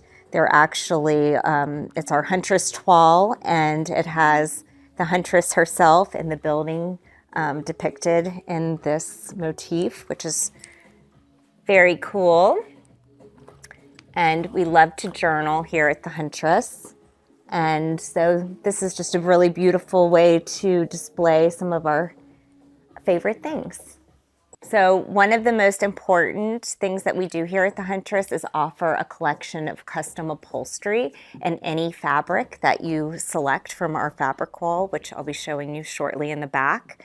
But again, here's our brown check, which we love. It just has a really fun country feel. It's very appropriate for this area. And a classic English rolled arm sofa, and this wonderful little beige neutral stripe. And of course, pillows galore. We offer a number of pillows and fun fabrics, and also have our own line of custom pillows, which are a partnership that we have with Seft Living. And you can see our alpaca here. This is our Artemis pillow, lumbar pillow, and she's one of our very favorites.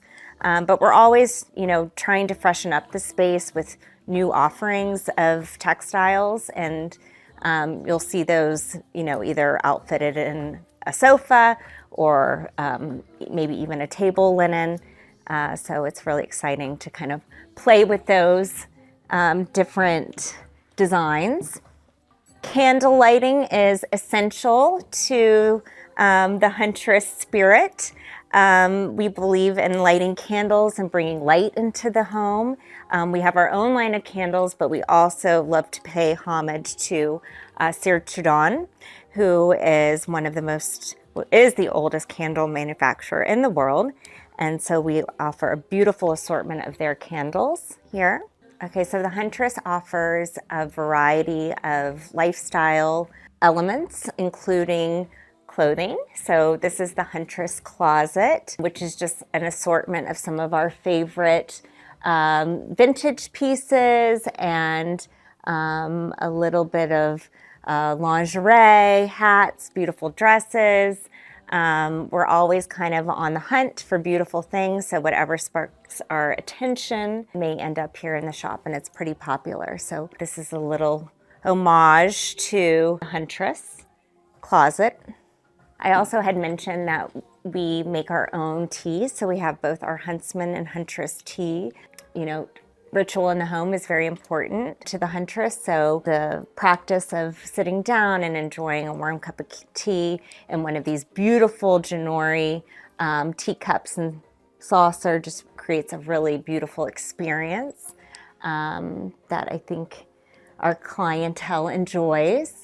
We also offer a wide selection of hotel silver, again, just bringing the past back into the present. I mean, a lot of these come from, you know, hotels in Europe and beyond, and it's really fun to have them have a new life here. So we are constantly on the hunt at the Huntress, and, you know, we do fabulous retreats with our and fellow Huntresses. The most recent one we did at the Chateau du Gans in the south of France, and basically, you know, we're entering little villages and kind of finding the items that find us, or we find them, and, you know, bring them back here, kind of give them a new place to live, and hopefully somebody feels inspired by them and picks them up. So a lot of the items that you're seeing here are, you know, from our travels. So quite a few stories to tell. Come this way so we can show you a little bit into the spirit of the Huntress. So hats are obviously very important here, and we have a wide assortment of both felt straw hats that I've, you know, found designers from all over the world, and we showcase them here in the store. The jumpsuit is made by my friend Donna Ida, who's out of England and out of London, and we actually just did a retreat at her manor house in Devon, which was a really fun hunting opportunity. I always like to say that the jumpsuit is like Huntress 101, and you pair it with the hat, and it just kind of creates a sense of empowerment. It's a lot of fun. So here you can see an assortment of jumpsuits, and we also carry this gorgeous line by Troy, London. So it's kind of equestrian inspired clothing. So nice assortment of jackets and beautiful haberdashery to kind of complete your look.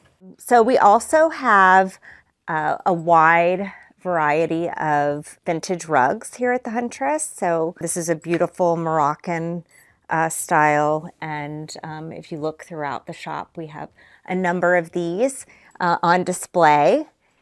And again, back to our custom upholstery, this is a Huntress favorite.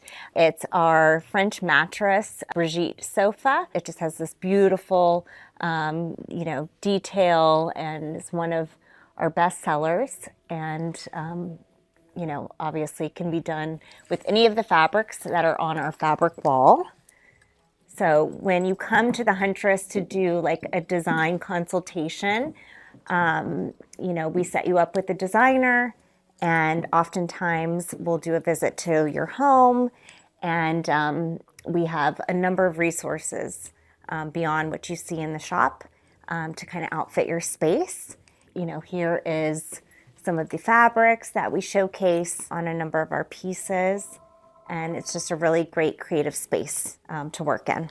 So along with our teas, we also offer, you know, a number of pantry items, jams and olive oil and beautiful pasta. These are all just kind of essentials to Huntress living. And then of course paired back to some of our beautiful tableware and table linens that we've also sourced from around the world. You're sure to find something that will kind of elevate and inspire you here. So one of the great things about this property is that not only does it have a barn that has been a great space for events and storage and you name it. We have this beautiful garden, which I would love to give you a little sneak peek. It's a little peek at the moment, given the time of year, but if you can just imagine.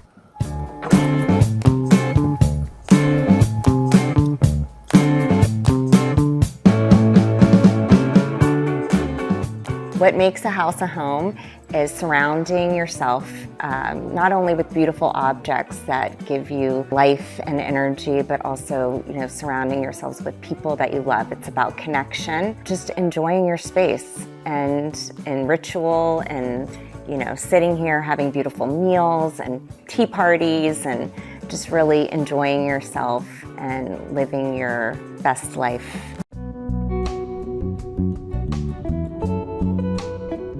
On today's episode of Homeworthy, we're taking you to Abilene, Texas, where we'll meet the dynamic duo behind Gibbs Design and Build, Rebecca and Lucas Gibbs.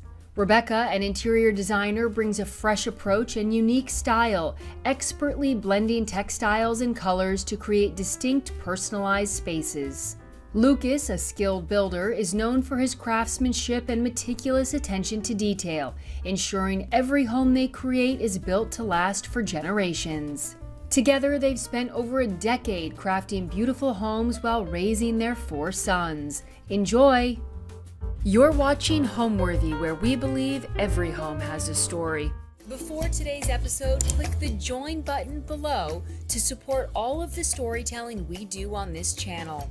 Our growing community of members help to directly fund more videos so we can capture these extraordinary homes from around the world. So join today to receive early and exclusive access to new Homeworthy videos. Hi Homeworthy, I'm Rebecca. And I'm Lucas. Hi Homeworthy. Welcome to our home in Abilene, Texas. Lucas. We would love to show you around. Home in Abilene, Texas. We would love to show you around.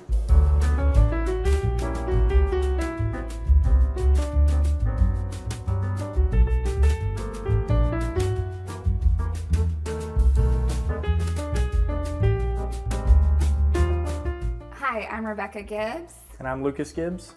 and we design and build homes. I'm an interior designer.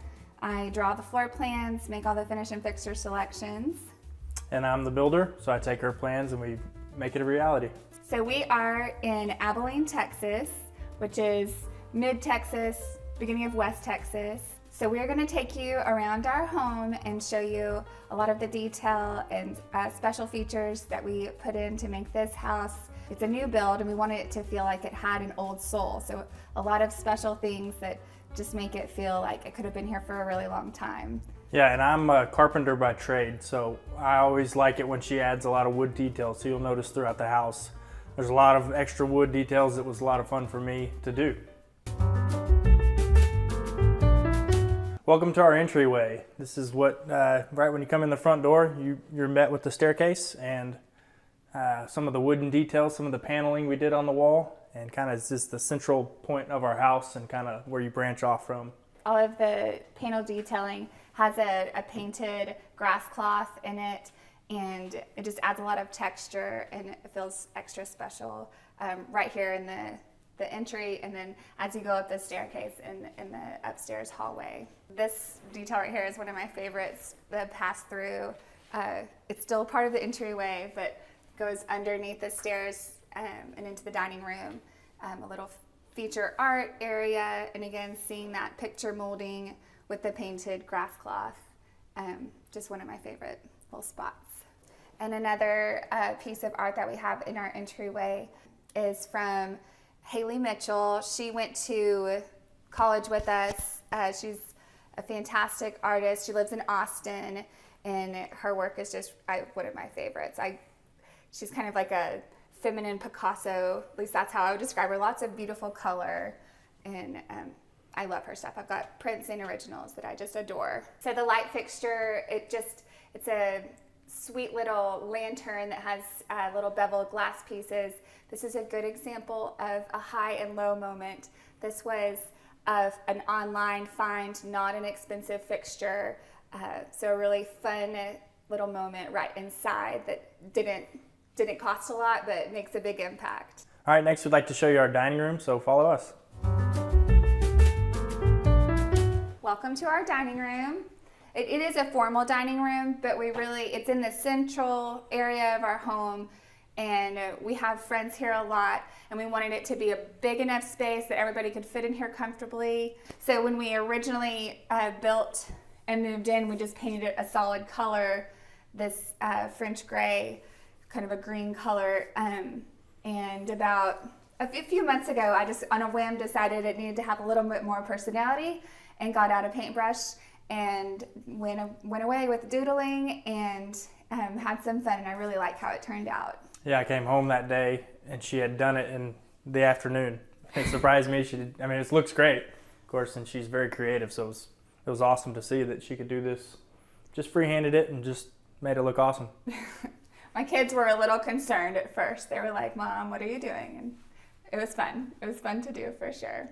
The original thought was that I would do some sort of large-scale wallpaper in here, and then it was just, I was like, well, I just want to see if I even like the feel of it before, and I was like, oh, well, this kind of works, so I just went with it. So the dining table and chairs are vintage, sturdy pieces that I won't mind if they get beat up, scratched up, because there's crafts and kids and all the time in here. So I painted this bird. It's just kind of a special piece for me. And then I love plates always and forever. I've had a plate wall in our house since we got married in 2008, and I will probably always have a plate wall in my house. So this is just a beautiful collection of some pieces that I've had for quite a while. I feel like plate walls are for sure a timeless thing, but I also think that right now it is trending because I think traditional styles are trending a bit more, and plate walls are one of the most cost-effective things you could do too to make a big impact. So it's really great if you're, like I said earlier, when our very first house right after we got married, I did a big plate wall with some brown and white transferware plates that I'd gotten at Goodwill or something, and it made such a big statement and cost nothing. So always love a plate wall, always. Another thing that I just really love, this piece, I got it at Round Top a few years ago when I went with some friends with the thought in mind that it would be for this room. I didn't want to make the room any wider and do some sort of a built-in cabinet to the ground, so I really felt like this floating piece was a big statement for the room and just worked perfectly in here. I was told that it was a French antique, and I actually purchased this with a mirror that we have in our living room. They had it displayed as a set, and then when I got it here, I split them up. Welcome to our living room. We use this space very heavily. We have 4 little boys, like I've already said, and they're in here all the time with friends.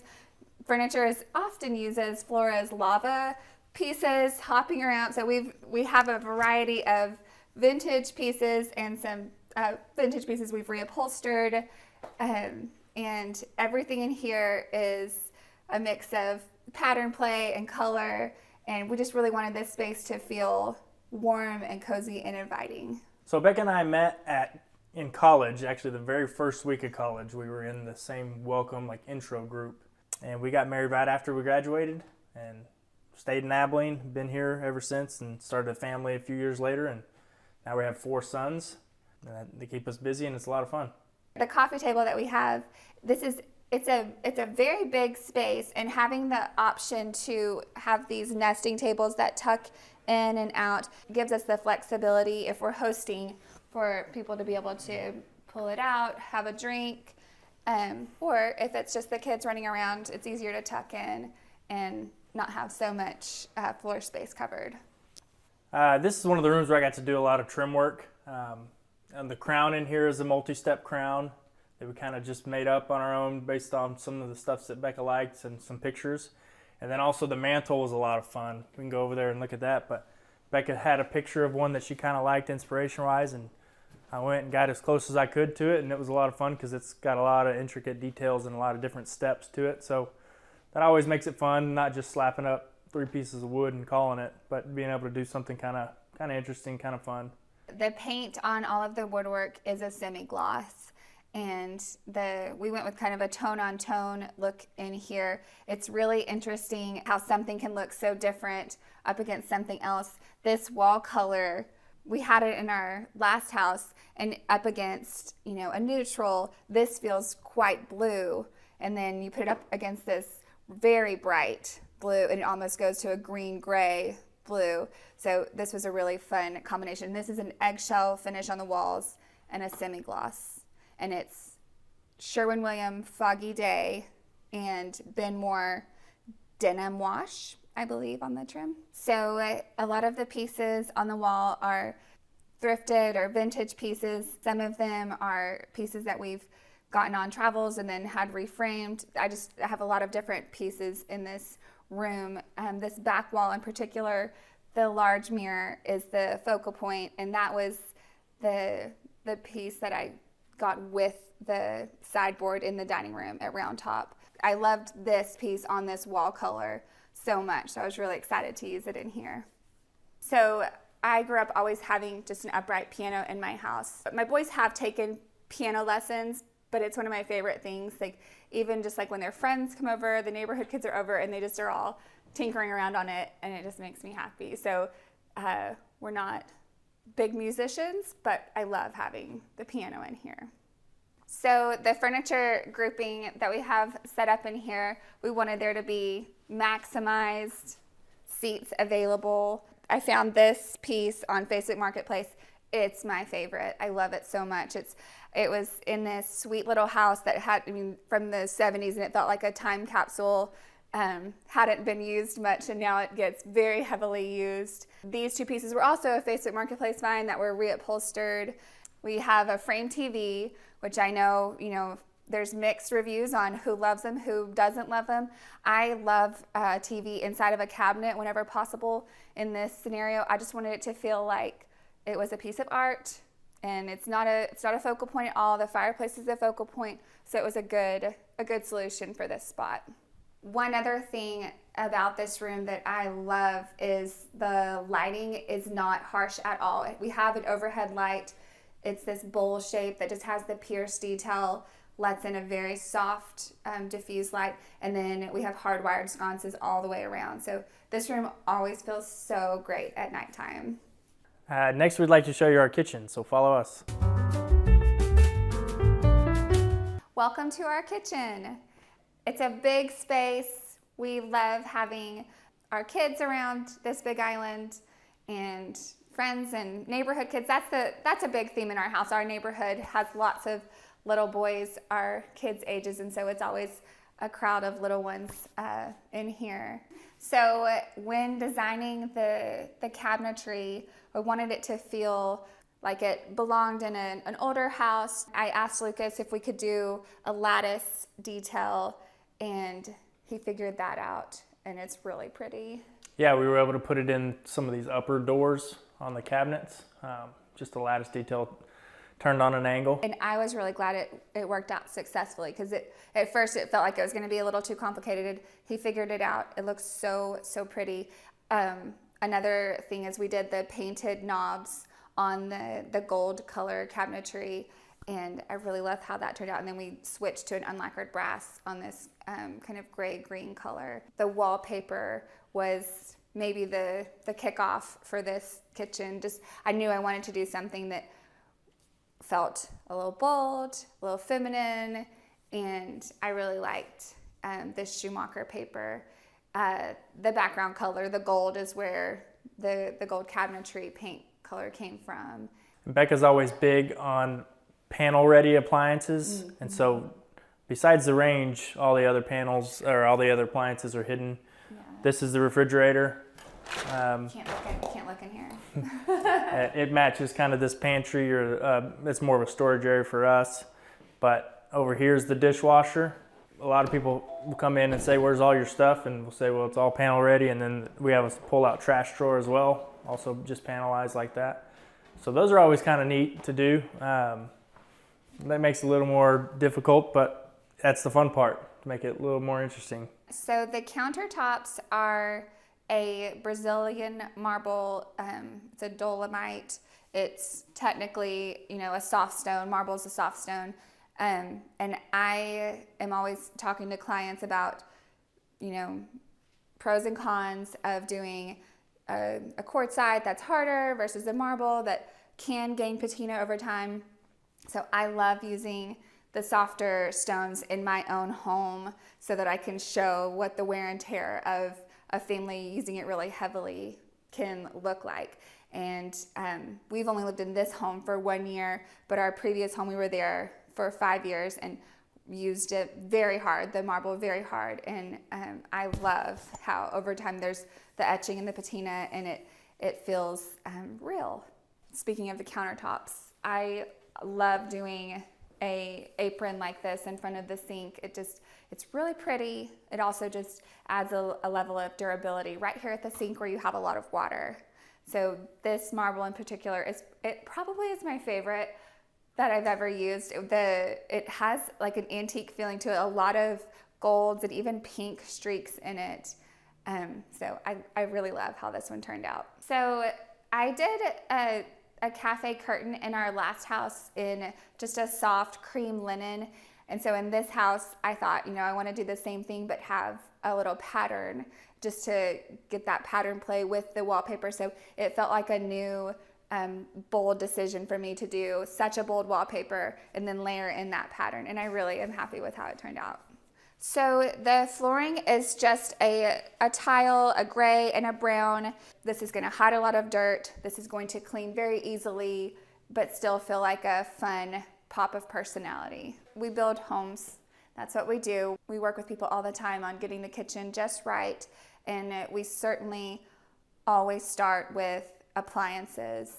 I feel like appliances are a little like art in a way. It takes, I can tell you what I recommend looks-wise, function-wise, but I really recommend that my clients go and go to a showroom, touch, feel, really get a sense of what they need and want to function in their kitchen.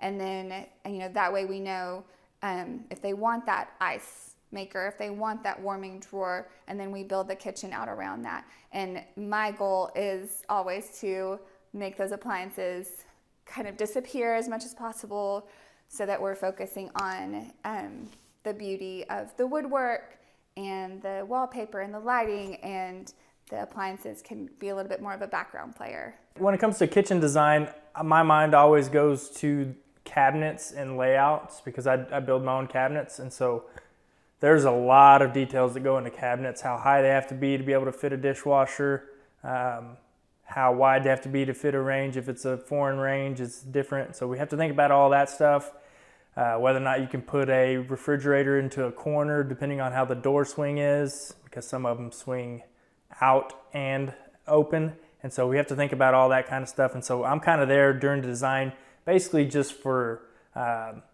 practicality reasons, like can we put that there? Is there enough room to have the trash drawer on this side of the island and balance it with the dishwasher on the other side?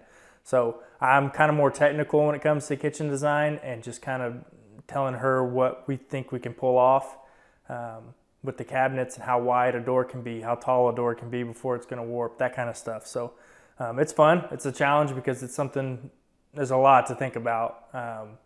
Everything matters to something behind it in the process. And so very much works for us because we're the designer and the builder, that we can kind of work out those things as we go and usually get those taken care of before something happens in the field. The flowers were a quick run to the grocery store with my 4-year-old yesterday because I wanted a bright, fresh, beautiful statement in the kitchen for you guys coming into our kitchen. So they feel very happy. I love a statement flower moment. One of my favorite things to do is have fewer upper cabinets and focus the storage lower so that it feels more open and airy, and have a statement hood when possible. Not always possible. This is a big kitchen, and I know that. But this vent hood, I showed Lucas a sketch, and the curve and all that. he'll explain his process maybe, but it was we don't do plaster here in Texas. It's all sheetrock drywall, and he cut out these little pieces of sheetrock, and then it was plastered over, and it was so intricate, and it turned out so pretty. Really happy with that statement piece in the kitchen. And right over off the kitchen is the butler's pantry. So this space right off the kitchen, it's where we have all of our food storage, our small appliances. We keep, the ones that we use every day out on the counter, and then are able to tuck away. I've got all drawers along this bank of cabinetry and a microwave, and my kids can, pop their popcorn, grab a bag of chips, and it's all right here tucked away. Lucas did this beadboard and peg rail. We use it for, storage, and it's just really pretty. And we've got a combination of Etsy light fixtures that are, small companies that are making light fixtures, and then vintage lighting in here. So this is our primary bedroom. Whenever we were designing the house, I knew I wanted this space to feel cozy and just a good little retreat. This headboard was actually from a bedroom suite from my great-grandparents' house, and so I knew I wanted to use it, and I didn't want to reupholster it if possible, so I had a lot of fun. It's a little bit out of my typical color scheme with the kind of burgundy reds and blues, and so I just really had fun playing with that and layering in my favorite blue. We've had these side tables as our side tables for a long time, and they were Pottery Barn probably 7 years ago, and they're great, sturdy little pieces. These sconces, the actual sconce was just a vintage, I think a thrift store find, but then these lampshades are from my friend Claire Brody, her shop in Austin, Texas, and she is just fabulous, all the color, and I was really excited to snag a pair of these from her. So blue and white has always been in my heart. My grandmother had blue and white china, and growing up, I just always adored her china, and then she gave it to me whenever she moved out of her home. So we have that now. Blue and white just speaks to my soul, and I know that there are other people that feel the same way. So when I saw this fabric, I knew that I wanted to bring this element into this bedroom because I love blue and white so much. The university that we went to, the art department, had a collection of student work from all the way from like the 40s, 50s, all the way up to current, and they did a sale to kind of raise money to do some improvements at their building. And this sketch right here was one of a student in the 40s, and I ended up getting like 25 pieces, and they're my favorite pieces. They're all just they're student work, so they're very sketchy and figural, and I really love them. So on the exterior of the home, the two chimneys that flank both sides of the house, one of the chimneys is in the living room, and then the other is in the primary bedroom. So this is not a oversized primary bedroom. It's just has a little bit of a quaint feel, but we were able to fit in a sweet little sitting area by the fireplace, which is a great place to sit and have a cup of tea and relax. So as far as the paint choice in here, instead of doing a two-tone like we did in the living room, I decided to go with the same color on the trim and the walls. I really love how it just makes the whole space feel enveloped in the one color, and the name of this color is Dinosaur Bone. So that's also special because my little boys love dinosaurs. So that was maybe the deciding factor of how I actually ended up landing on the color. I love sourcing light fixtures that aren't from your typical source, but it gets tricky whenever, because I'm looking on Etsy, and they come from Turkey and from Italy, and that might not be Lucas's favorite whenever I It's do always that. interesting to unbox these lights and see what standard they were using for their screw placements or things like that. And so this is an example of that. This is Italian, yeah? So this light was from Italy, and they just have different wiring requirements and different mounting brackets. And so it's always fun to go... Fun. Fun. To figure out how to hang some of these things that she gets. We made it work, and of course it's all to code and stuff, but you do have to kind of think about that when you're getting from lights from another part of the world. Yeah, and keeping in mind that you may, be like, oh, I'm being so creative and thinking out of the box, getting this, and then you end up spending more with your electrician because they have to, do something special to make it work for this space. So it's worth it in the end to have something that, feels unique, but it's just something to keep in mind. So moving into the primary bathroom, the colors are a continuation from the kitchen actually. This kind of gray-green color, and I wanted to make this space feel soft and soothing.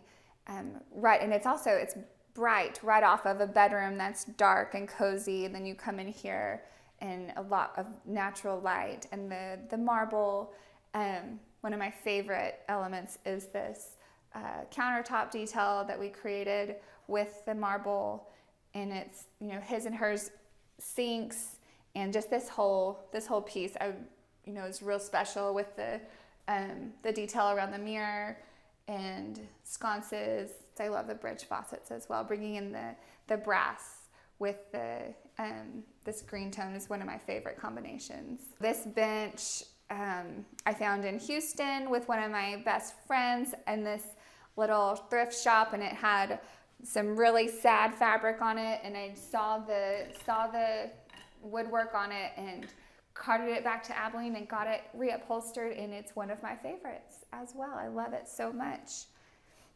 It's a great spot to pop down and put shoes on in the morning, or kids climbing all over it while we're getting ready. It's nice to have a place to sit in the bathroom, so I love it. And then we'll come over here and show you the tub and shower area. Tub decks are also like cabinets. There's a lot involved to it because you have to know how tall the tub is, which side the drain's on. You need to be able to have access to the plumbing. And so for instance, in this, we did 3 panels for a look, but this one's a removable one because you got to be able to get to that. So that's always fun for me. Again, it's kind of the technical side, but to kind of be able to do some stuff that that looks real sharp, but also functions in case something goes wrong, or if we have to repair something, we can still make it work. As far as the layout, we have the tub here with this little shelf niche here, giving us space for towel storage, but also a pretty space.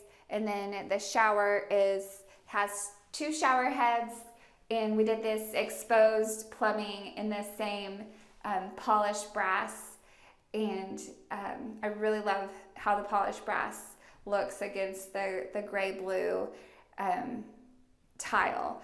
And I think this is a good little hack. So you see the square 2x2 tiles all over, and they're a good price point. And just doing a diagonal shift, putting it on a diamond, it gives you a little bit more unique. You just don't see it as often. This is a floor and decor mosaic tile that I think it's less than $5 a square foot. It's a great look, and I love how it feels with the gray wall tile and then the marble floor out in the bathroom. So this little bookshelf area, obviously down here on the bottom, if there's children playing in the water, this down here has to be waterproof. This is a great space. It's deep. Fit a lot of towels in here.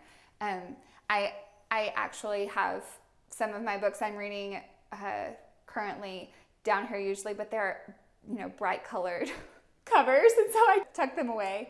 But I do love how books make a space feel warmer and cozy. And then I've got some pictures of my kiddos up here, and us, and then some vintage pieces that I've had for a long time. And actually, this piece over here is really cool too. This piece right here is another sketched student piece from the university that we graduated from in the art and design department. And I just loved him so much. And I found this frame and made it fit the piece with some custom matting. Also, the light fixture is another Etsy find. I love the overhead light that isn't a direct down light, that's a diffused light. It has 6 bulbs, so it's still giving a lot of light, but it's not that dreaded overhead light that we all hate. Now we're gonna show you the rest of the house, and this is the staircase. Here you'll see the paneling goes all the way up on the 2nd floor into the bedrooms. And then we have quite a bit of baluster work and stair parts, which to a carpenter is one of my favorite things to do. Very technical, very precise, and a lot of cuts, a lot of things to do, a lot of different pieces of wood come together. Layout is important, so me and Becca always go over with how big we want the squares to be, what the wall is giving us, what size we can do, that kind of thing. How it transitions into window frames and door frames. But anyway, this is one of my favorite parts to do. I do the treads and the stairs and all the handrails and stuff too. So, like I said, something that kind of uses your whole brain and stuff you got to think about, and it looks beautiful. And yeah, it's a big impact for the work that you put in it. It's really pretty. And again, we have more wallpaper above it, and so that's always fun to be able to see some of the things that Becca picks. And just the impact that they make on our houses. The gallery wall that we have on the staircase going up, there's maybe not like a full rhyme or reason to the pieces that I choose, but for whatever reason, the pieces that end up on the staircase here are pieces that I love very, very much, and they've got a special meaning behind them. So I always feel like this is kind of the gallery of, the pieces that I love the most. If you come and stay with us, this is our guest bedroom. Come check it out. In this space, actually in the 3 bedrooms upstairs, we selected this pattern carpet that was kind of the kickoff for the entire vibe of the room. I knew I wanted to do something with a pattern that would hide any spills or anything, and also just felt really special. So this brown and then cream, and has a little bit of blue in it, was the starting point. This vintage headboard, a little desk nook over here with a painting that just makes me happy, little boy. It's a sweet little spot for anybody that wants to come stay with us. The way the room is laid out, obviously, when you see from the outside, it's the upstairs is the same footprint as the downstairs, and so we worked creatively with the space that we have upstairs. And I love how this little bump in here allowed for a desk nook in the guest space. So it's just an extra. It's a small room, an extra little spot where they can lay out and feel comfortable. Okay, and then next we'll show you the blue bathroom. So the blue bathroom is one of my favorite little spaces. We did the vanity to look like a free-floating piece of furniture. It's not built in, fitted to the wall. I wanted it to feel like just a piece that was painted and built in here. We even, the marble, we cut it to kind of feel like that as well. Pretty little pattern shade sconces. And then if you can see like a little maybe peek of this, we didn't do a solid door. We did a piece of frosted glass. And that way the natural light coming from the hallway, when the door is closed, this room still gets some natural light, and I love that. The shower curtains, there's actually a functioning shower curtain back here, and these are curtain panels, 8-foot curtain panels, just to frame out the bathtub. And then our floor tile is a tone-on-tone little cream and grayish checkerboard that feels sweet and fun in a smaller scale than what we have downstairs. Next we'll show you the bunk room where our 4 boys stay. Yeah. Follow us. now we'll take you into the bunk room. All 4 of our boys sleep in here.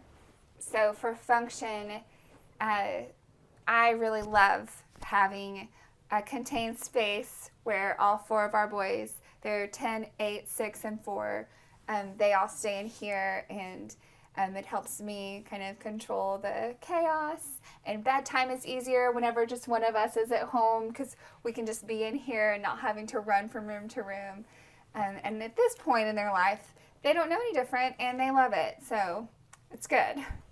Mm-hmm. And so I got to build these bunk beds. Becca had some kind of inspiration pictures, so we did it. But another fun challenge was to try to get every one of them to have their own little shelf space. Mm-hmm. They also have their own little night light, so they can read at night with their own switch and light. And then a plug for eventually they'll have phones and whatnot, and clocks. And so, but every one of the rooms has, or every one of the beds has their own shelf.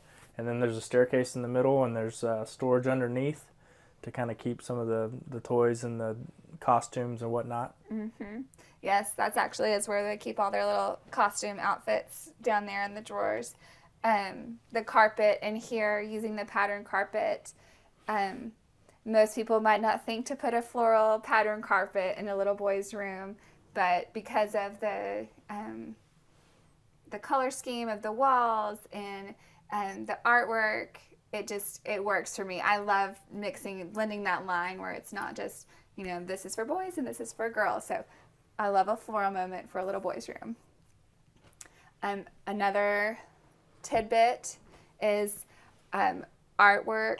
I just love artwork so much. So even my children's artwork, I love taking pieces that they've done and framing them extra special. And I've used all of these pieces in different places in my house before. And in this, I just started doing this about a year ago, where I was like, okay, now I'm going to make just kind of a big gallery wall, and every time we do a new piece, layer it in. And it just feels really fun, and they feel special that their pieces are up on the wall. So as far as who gets the top bunk, who gets the bottom, the 2 older ones get the top, and the 2 little ones are on the bottom. And it just kind of was a understanding that maybe when you're older, you can get on the top. They were fine with being on the bottom. Now we'd like to take you guys downtown to see our shop. We'll see you there.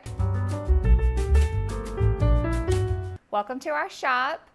This is Oak Street Shop in Abilene, Texas. So this is a downtown property that we purchased about 10 years ago, and it was just a metal building that Lucas had his carpentry shop in. So we bought this building 8 to 10 years ago, and it was just my shop. It was a metal building built in the 60s, literally just metal walls with the concrete floor. And I had all my woodworking tools in here, and we would build cabinets and do trim work here and deliver it out to our job sites. No customers ever came here. It was just really a storage place and a place to build things.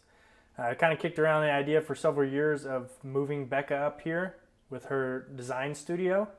And so we were going to do that, and then we thought, hey, while we're doing that, we might as well she's always wanted to have a little boutique shop. So we added that on too. So basically doubled the size of the building.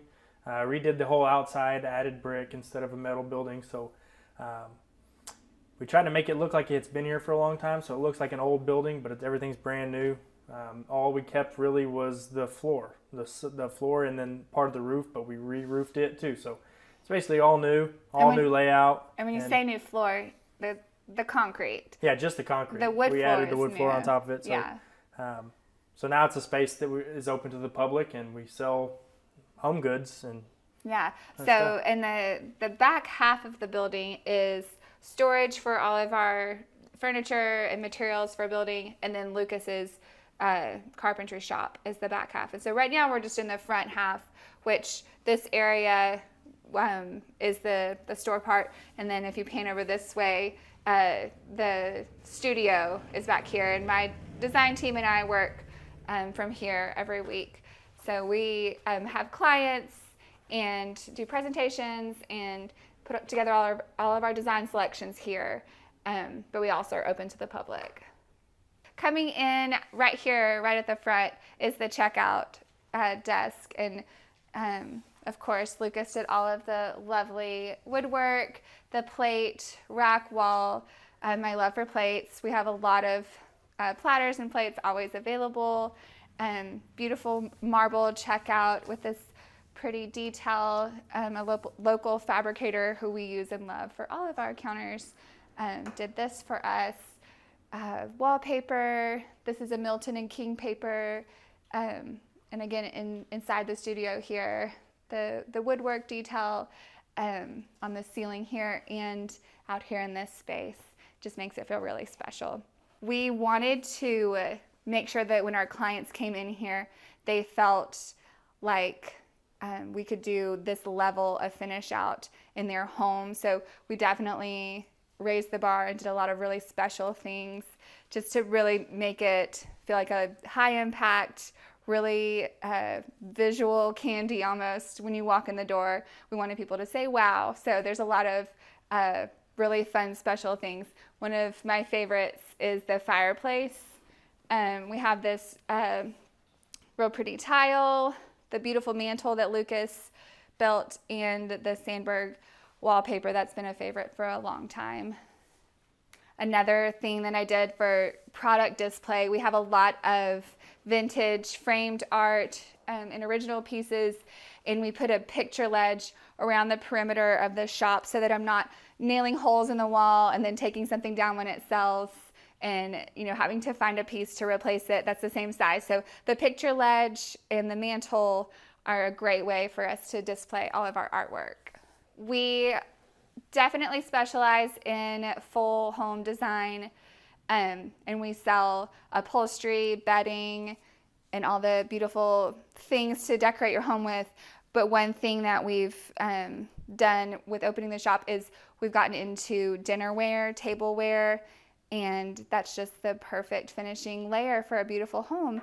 This tablescape is one that we put together maybe just towards the end of the summer, showing different ways that you can use some of the pieces that we have. And we carry about 20 patterns that people can register for here at the shop. On the other side of the shop over here, we have display for upholstery, fabric options and upholstery piece styles, body styles for sofas and chairs for our clients. And then we also just have some of those pieces out on the floor to show people, let them sit, and try them out. Over here we have rug samples, and the rugs can come in lots of different sizes, and our clients can order and have them shipped directly to their home. I just talking about the woodwork and case pieces. So this, and I mean, just everywhere you look, I feel like you're looking at all of the details that Lucas put into with the crown, the trim, the cabinetry. It's what makes the space feel really special, not just a box. So really finishing it out to the detail that we would finish out a home. This view this way. I know I showed you guys the Haley Mitchell piece in my entry at my house. This is another one of her pieces. I love it so much. She's fantastic. Another custom Etsy piece. I love this chandelier so much. Our sweet little bathroom at the shop.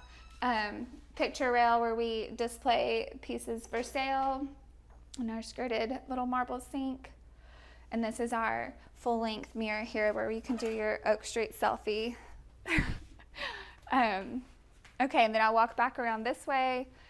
We have our kitchenette right here, just kind of showing people, again, the level of how we finish out spaces with, your faucet, your marble, just like at the house, but every client can't, make it into our house. So this is just a good way to show how we finish out our spaces. Our sweet little pendant lighting, the coffee station, and again with the panel ready appliances, we always love that look. And last but not least, our plate cabinetry here. This has our flatware here in these drawers, and then all of our dishware out on display. And we love the mix and match of all these pieces together. You can even come up and look, see how pretty all of this is out on display. Okay, and the last room we'll show you is our client presentation room.